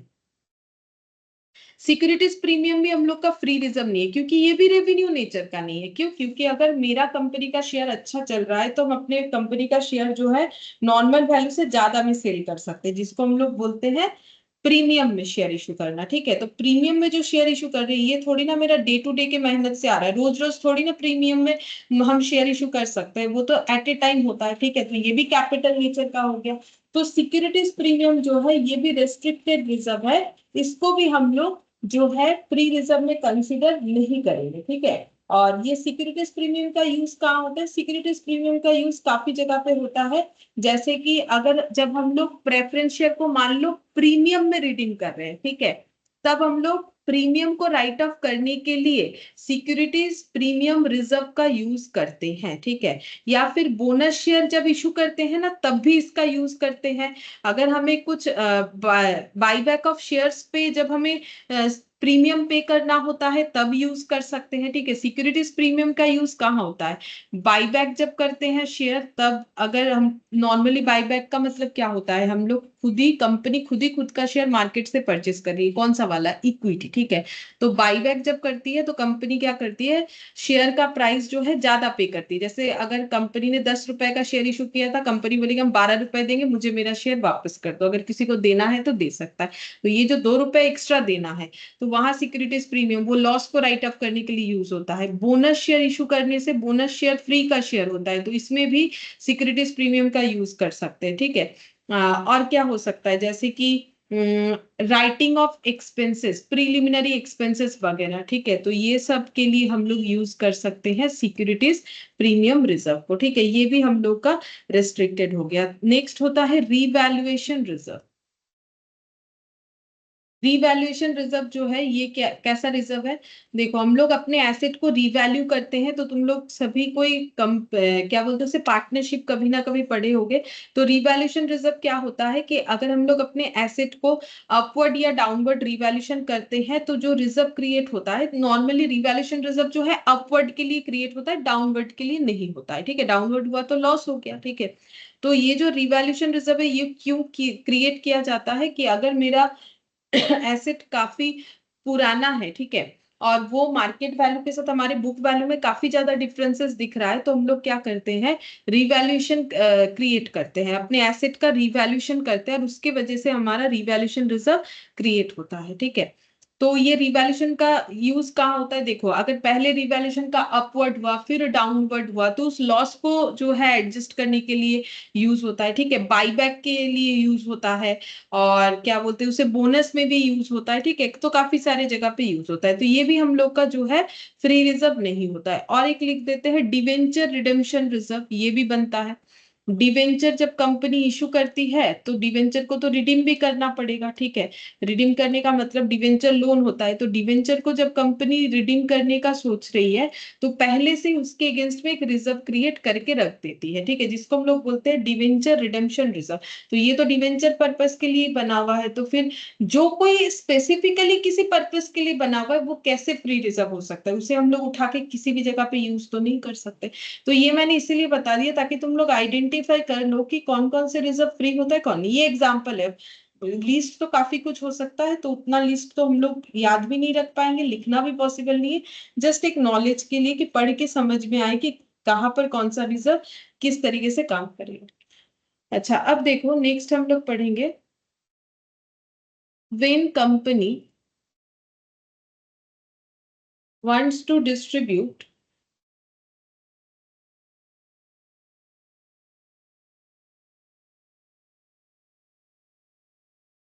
dividend out of current year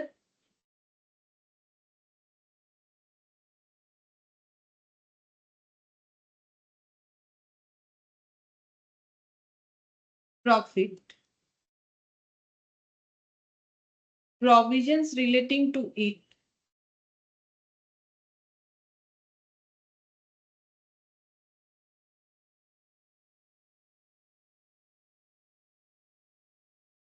तो एक प्रोविजंस है जो कंपनी को फॉलो करना पड़ेगा, ठीक है।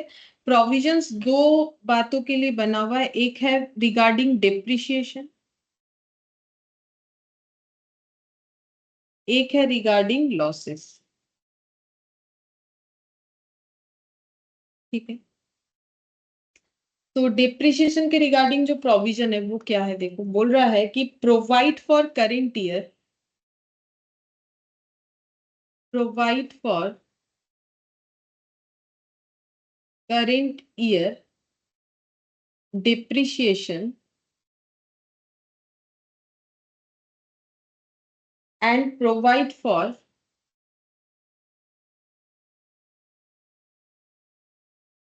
arrear of depreciation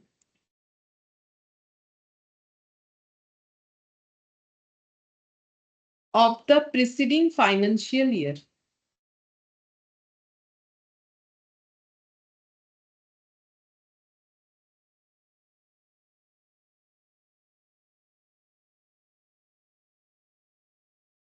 बता देते हैं क्या है। अब इसके नीचे भी लिखे लॉसेस का, before distributing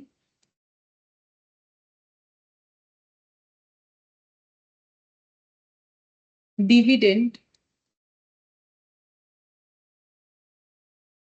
a company should provide for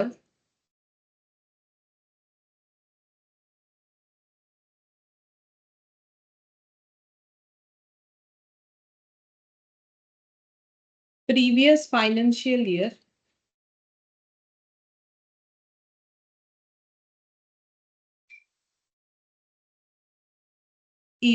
losses।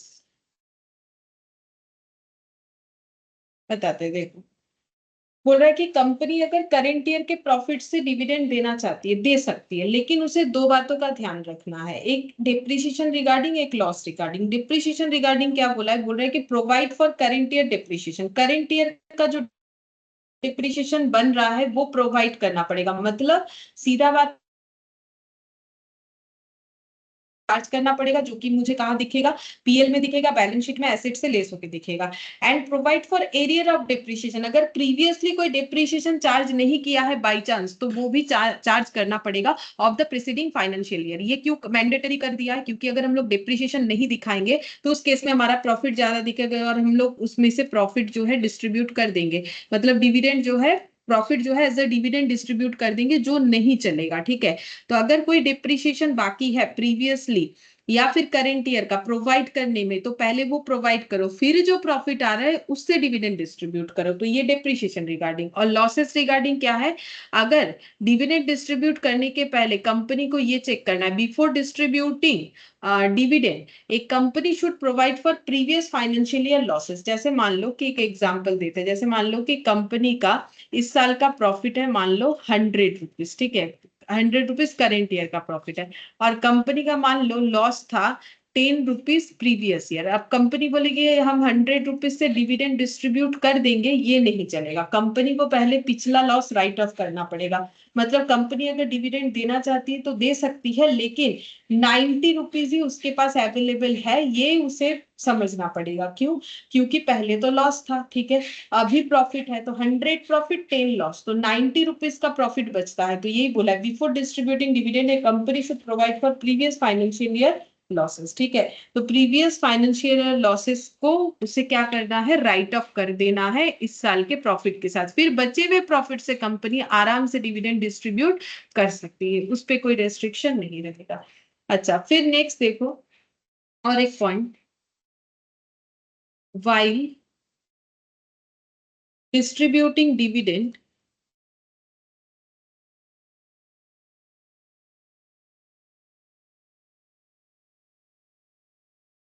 out of out of reserve वही फ्री रिजर्व भी लिख लो, फ्री रिजर्व भी होगा, रेस्ट्रिक्टेड वाला तो होता नहीं है। The lowest of the three test is permissible. ठीक है। अब जैसे कि देखो पॉइंट वन क्या था कि अगर कंपनी करंट ईयर के प्रॉफिट से दे रही है तो उसे क्या देखना पड़ेगा। दूसरा ये है कि कंपनी अगर रिजर्व से प्रॉफिट डिविडेंड देना चाहती है तो क्या क्या पॉइंट का उसे ध्यान रखना है। तीन टेस्ट किया जाएगा और तीनों में से जिसमें सबसे कम वैल्यू आएगा उतने का ही डिविडेंड दिया जाएगा। अभी लिखो, देखो समझ में आ जाएगा, क्वेश्चन करेंगे ना तो समझ में आ जाएगा। पहले लिखो मैक्सिमम रेट ऑफ डिविडेंड, मतलब कंपनी कितना परसेंट डिविडेंड दे सकते हैं। ये बात इक्विटी शेयर होल्डर के लिए एप्लीकेबल हो रहा है, क्योंकि प्रेफरेंस वालों का तो रेट जो है फिक्स्ड है, उतना ही देना पड़ेगा, लेकिन इक्विटी वालों को कंपनी मैक्सिमम कितना रेट ऑफ डिविडेंड दे सकती है। तो यहाँ पर लिखेंगे the rate of dividend, the rate of dividend in current financial year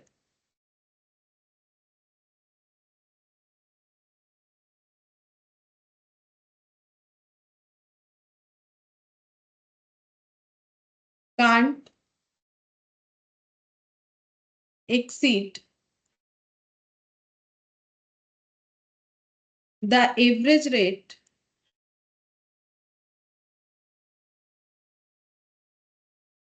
of dividend of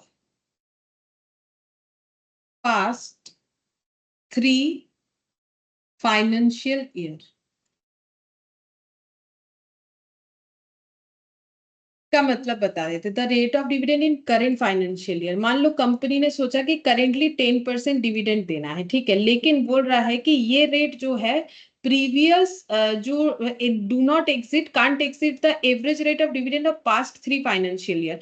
मान लो लास्ट 3 फाइनेंशियल ईयर 1, 2, 3 इसमें डिविडेंड का रेट था मान लो कंपनी का 11%, 12% और 13%, ऐसा कुछ था, ठीक है। अब इसका एवरेज करेंगे, 11 प्लस 12 प्लस 13, मैंने ऐसे रैंडमली लिख लिया, देखते कितना आता है। 11 प्लस 12 प्लस 13, तो ये आ गया मेरा 36 डिवाइडेड बाई 3, मतलब 12% आ गया, ठीक है। तो लास्ट पास्ट 3 फाइनेंशियल ईयर का जो एवरेज डिविडेंड रेट आ रहा है वो 12% आ रहा है, और कंपनी ने भी सोचा है कि 10% देंगे करेंट फाइनेंशियल ईयर में, चलेगा, कोई प्रॉब्लम नहीं, क्योंकि rate of dividend in current financial year वो एक्सीड नहीं कर सकता है पास्ट 3 फाइनेंशियल ईयर के एवरेज डिविडेंड रेट को। मतलब 12% से कम होगा चलेगा, लेकिन 12% से ज्यादा होगा तो नहीं चलेगा। ये एग्जांपल है, 12% कोई फिक्स नहीं है, ठीक है, ये एग्जांपल दिया मैंने। इस पॉइंट का मतलब क्या बताया जा रहा है, ठीक है।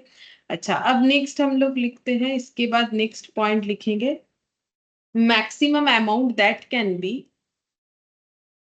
Maximum amount that can B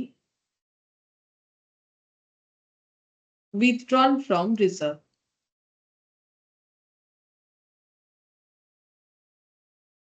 reserve से कितना विथड्रॉन कर सकते हैं उस पे भी रेस्ट्रिक्शन कर रखा है, ठीक है। तो लिखेंगे यहाँ पर 10% ऑफ मतलब multiplication, paid up share capital plus preference, sorry plus free reserve, plus free reserve,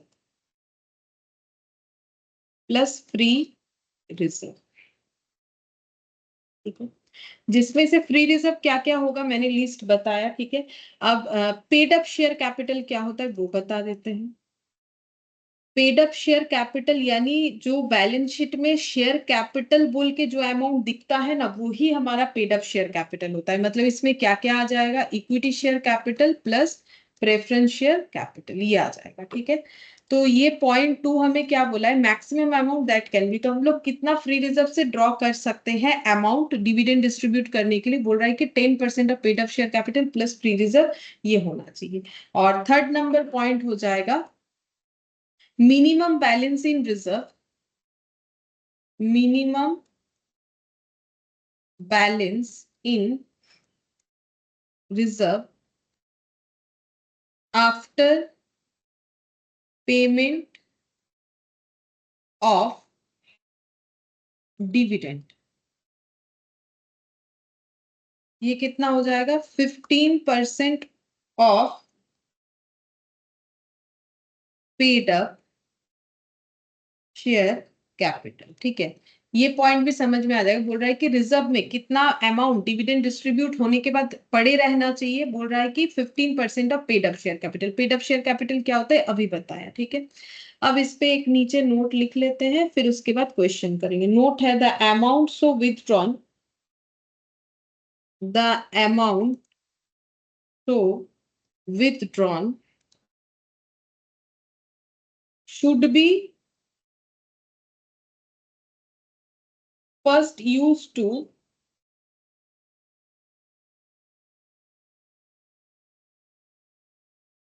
return of current year losses, return of current year losses। ठीक है, जो अमाउंट हम लोग विथड्रॉन करेंगे ये तीन में से, ठीक है, वो पहले यूज करेंगे अगर हमारा कोई लॉस करेंट ईयर में उसको राइट ऑफ करने के लिए। ठीक है, उसके बाद ही डिविडेंड डिस्ट्रीब्यूट कर सकते। चलो अब ये क्वेश्चन करेंगे तो समझ में आ जाएगा। इलास्ट्रेशन 1 क्या बोला है देखो, ड्यू टू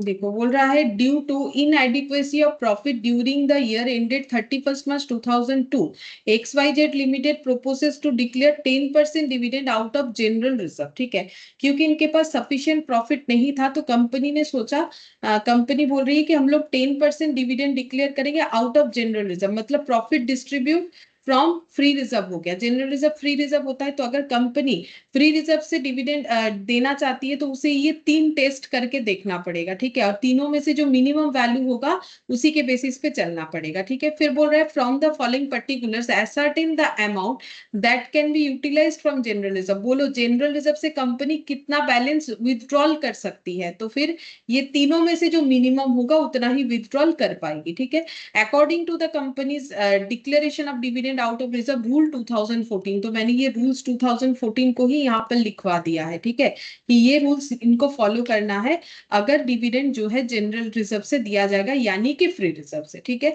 अच्छा अब देखो क्या है इनके पास available, 17,500 9% preference share of 100 each fully paid up. तो फुल्ली पेड अप जो है उन्हीं को डिविडेंड मिलता है, पार्टली पेड को डिविडेंड कभी नहीं मिलेगा। ठीक है, जब तक कंपनी के टुवर्ड्स जो कैपिटल कंट्रीब्यूशन है वो पूरा नहीं करेंगे तो नहीं होता है। 8 lakh equity share of 10 each fully paid up.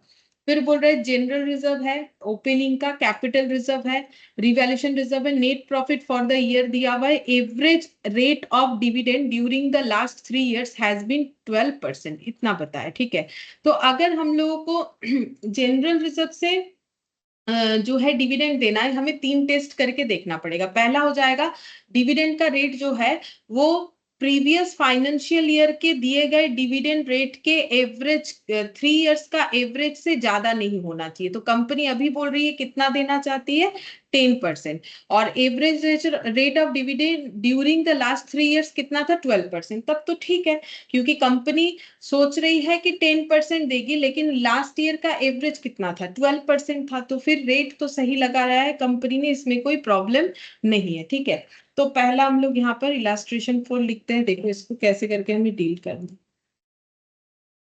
यहाँ पर लिखेंगे मैक्सिमम डिविडेंड। ठीक है, पहला टेस्ट मैक्सिमम डिविडेंड क्या हो सकता है, मैक्सिमम डिविडेंड क्या हो सकता है, देखो लिख दिया है। मैक्सिमम रेट ये वाला हो सकता है। ठीक है, तो मैक्सिमम कंपनी कितना डिविडेंड देना चाहती है, मैक्सिमम 12% दे सकती है। उन्होंने सोच रखा है 10%, ठीक है, बट मैक्सिमम दे सकती है कितना, average rate of preceding 3 years that is 12%। और इसके हिसाब से अगर जाए तो dividend to equity share holder और dividend to preference share holder कितना होगा वो हमें कैलकुलेट कर लेना चाहिए। Dividend to equity share holder, dividend to preference share holder. ठीक है, तो इक्विटी शेयर होल्डर को कितना देगी 12% देगी। ठीक है, 12% इंटू कितना हो जाएगा, 12% इंटू हो जाएगा यहाँ पर 80 लाख, ठीक है। 80 लाख शेयर कैपिटल पे हमेशा डिविडेंड जाता है, तो ये हो जाएगा 9,60,000। और प्रेफरेंस वालों को कितना देगी, उनका तो जो है फिक्स्ड वही है, उनका कभी ज्यादा कम नहीं होता है। 9% 17,50,000 पे, 17,50,000, तो ये हो जाएगा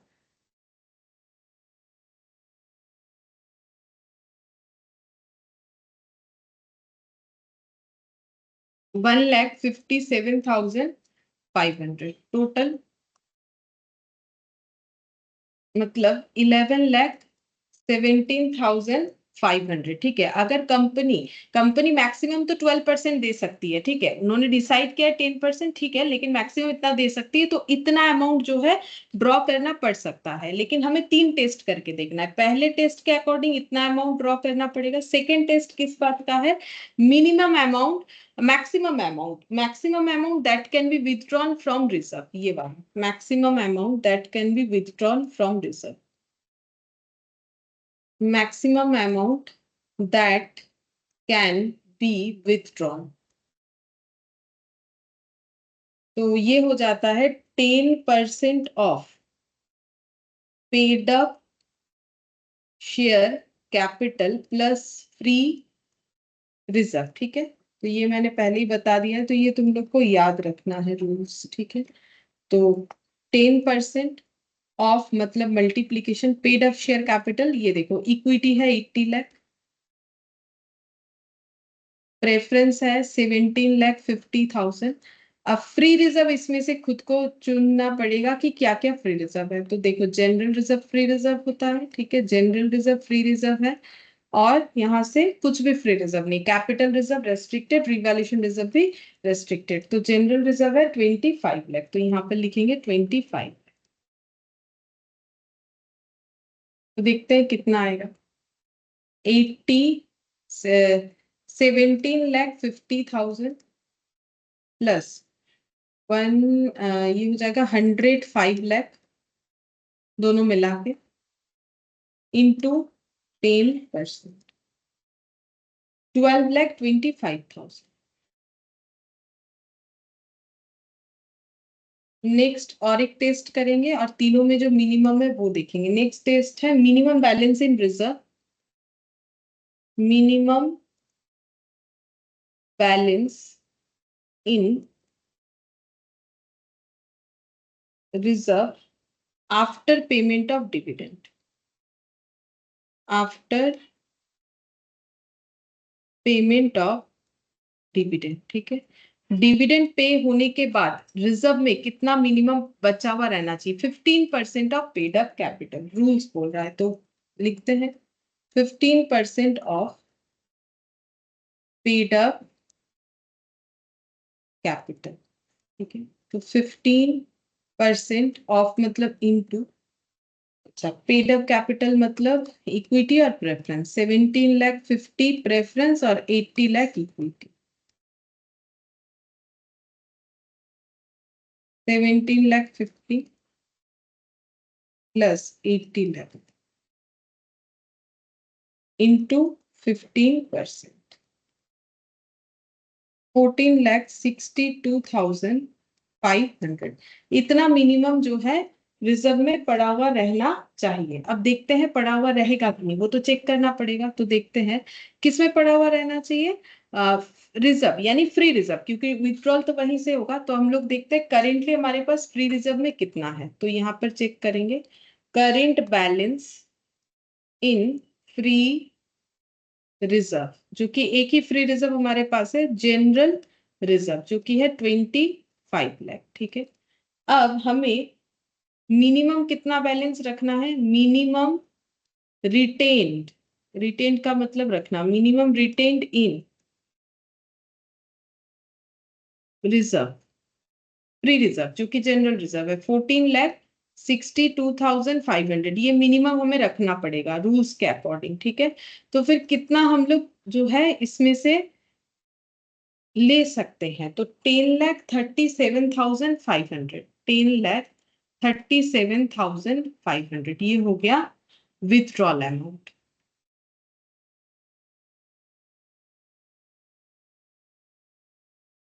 अमाउंट ऑफ विथड्रॉल, ये हम लोग विथड्रॉल कर सकते हैं, ठीक है। अच्छा, अब हम लोगों ने तीनों रूल्स जो है, तीनों रूल्स के अकॉर्डिंग जो था वो हम लोगों ने निकाल लिया। ऊपर क्या लिखा हुआ था, अगर हम लोग डिविडेंड फ्री रिजर्व से कर रहे हैं तो lowest of the three test is permissible, ये तीनों में से जो लोएस्ट वैल्यू देगा वही हमारे लिए परमिसेबल है। तो पहला आ गया 11,17,000, उसके बाद आ रहा है 12,25,000, तो इन दोनों में लोअर तो 11,75,000, और लास्ट वाला हम लोग का जो आ रहा है अमाउंट हम लोग विथड्रॉल कर सकते हैं कितना, 10,37,500, ठीक है। तो इसका मतलब जो हम लोगों का मिनिमम वैल्यू आ रहा है वो 10,37,500 आ रहा है, ठीक है। तो यहाँ पर लिखते हैं मिनिमम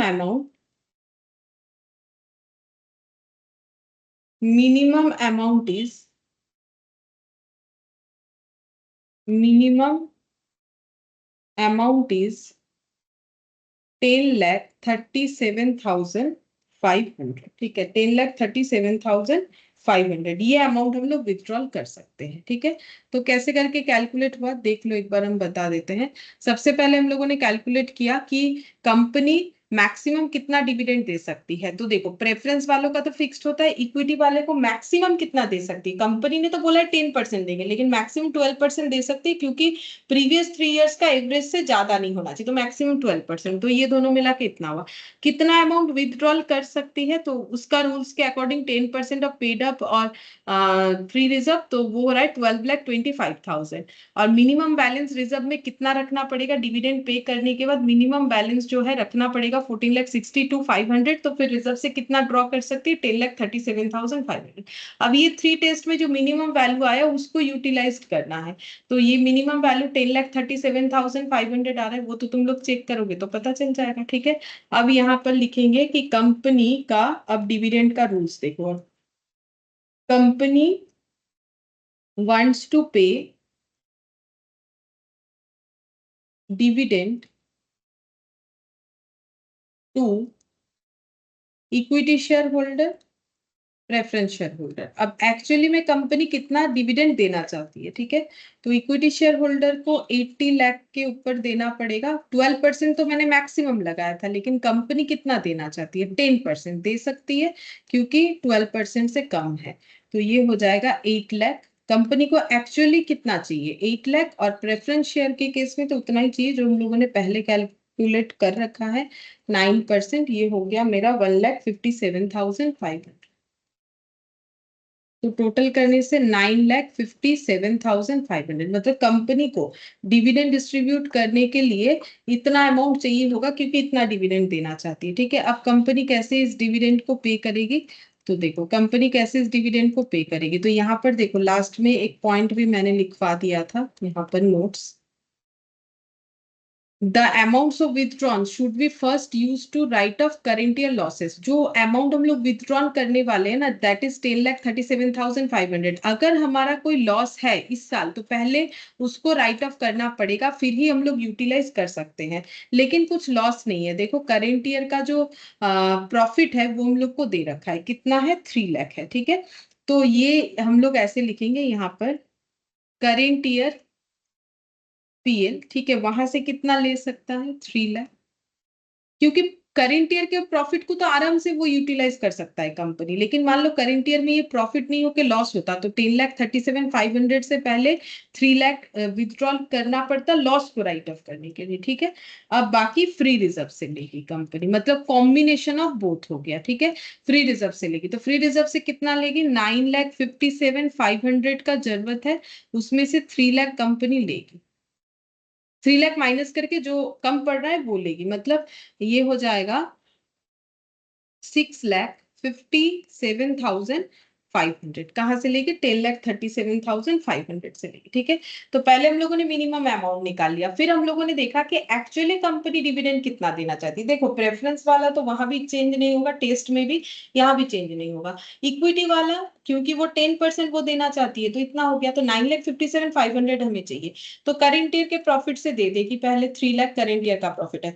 अच्छा, अब अगर ये करंट ईयर का प्रॉफिट नहीं होके बाई चांस ये लॉस होता, हम ये बोलना चाह रहे हैं, तो फिर 10,37,500 से पहले 3 लाख इस लॉस को राइट ऑफ करने के लिए विथड्रॉल करना पड़ता, तो बचता कितना, 7,37,500। अब उसमें से ये देना पड़ता जबकि वो शॉर्टफॉल हो जाता उस केस में, ठीक है, तब मतलब क्वेश्चन अलग होगा। हम जस्ट ये बता रहे हैं कि अगर लॉस हुआ तो हमें लेकिन पहले राइट ऑफ करना पड़ेगा, फिर ही हम लोग यूज कर सकते हैं इस मिनिमम अमाउंट को डिविडेंड पे करने के लिए, ठीक है। तो फिर 9,57,500 में से 3 लाख तो हम लोग करंट ईयर के प्रॉफिट से दे रहे हैं, तो बाकी हम लोग इस फ्री रिजर्व से दे देंगे, जो कि 6,57,500 कैलकुलेट होके आया है, ठीक है। तो इस तरीके से हमें डिविडेंड का कैलकुलेशन करना पड़ेगा। तो ये देखो यहाँ पर वही दिया हुआ था कि कैसे करके हम लोग डिविडेंड दे सकते हैं। तो ये देखो रूल्स क्या था, करेंट ईयर के प्रॉफिट से अनडिस्ट्रीब्यूटेड प्रॉफिट या प्रीवियस, जो कि इस क्वेश्चन में अवेलेबल नहीं था, हम लोगों ने कॉम्बिनेशन ऑफ बोथ किया, ठीक है, और फ्री रिजर्व का भी यूटिलाइजेशन किया। लेकिन जब फ्री रिजर्व क्वेश्चन में खुद बोला हुआ था, तो फ्री रिजर्व जब यूटिलाइज करोगे तो पहले ये 3 टेस्ट हमें करना है, ठीक है। 3 टेस्ट करने के बाद ही हम लोग फ्री रिजर्व कितना यूटिलाइज कर पाएंगे वो देख सकते हैं। तो यहाँ इसके रिगार्डिंग एक ही क्वेश्चन था, तो वो मैंने करवा दिया। अब एक तो एमसीक्यू है वो बता देते हैं। ये देखो, जैसे कि ये वाला trade payable as per schedule 3 will include in, trade payable हम लोग का शेड्यूल 3 यानी कि जिस हिसाब से हमारा कंपनी फाइनेंशियल स्टेटमेंट का बैलेंस शीट बनता है उसको बोलते हैं शेड्यूल 3। तो ट्रेड पेबल हम लोग कहाँ इंक्लूड करते हैं, बोल रहे dues payable in respect to statutory obligation, interest accrued on trade payable, bills payable, bills receivable, ठीक है। तो बिल्स पे देखो, पहला बात है कि बिल्स रिसीवेबल जो है वो तो हम लोग का एसेट होता है, ट्रेड पेबल हम लोग का लाइबिलिटी है, ठीक है।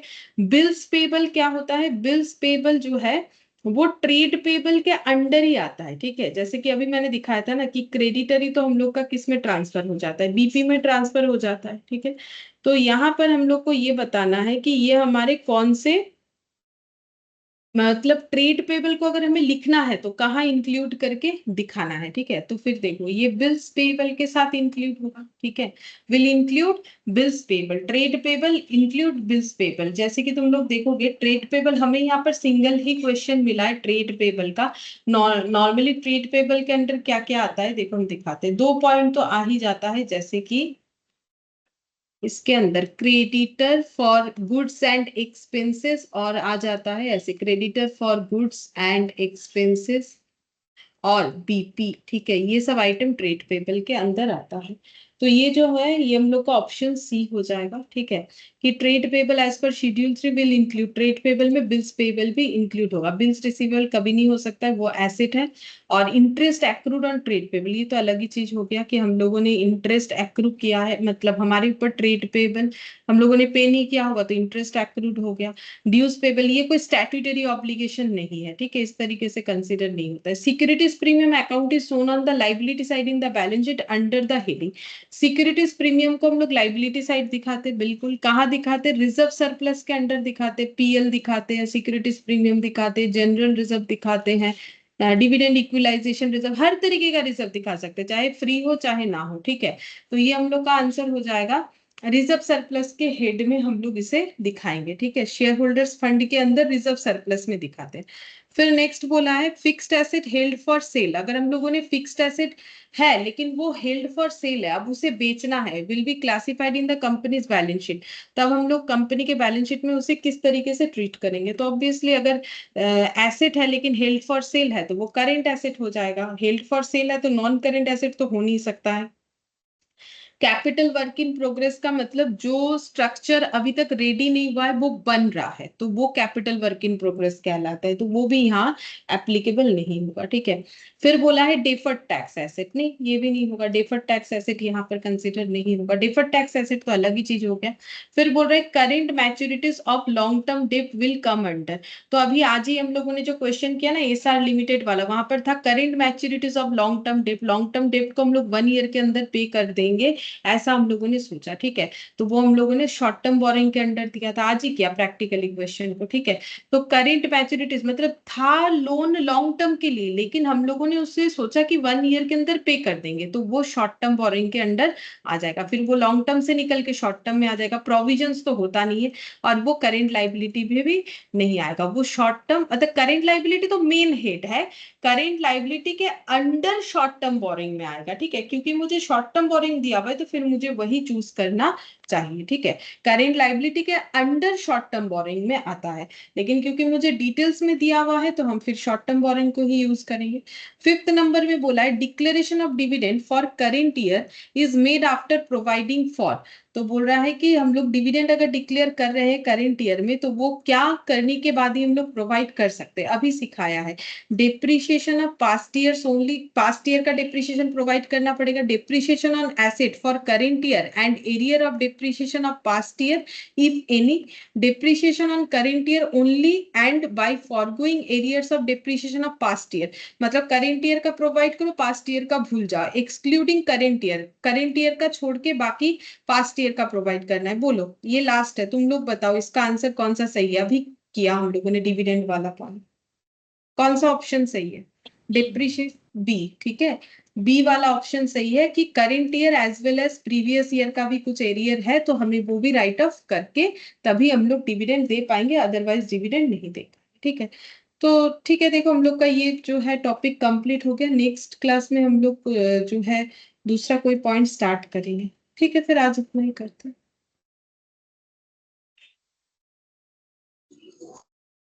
Thank you, ma'am.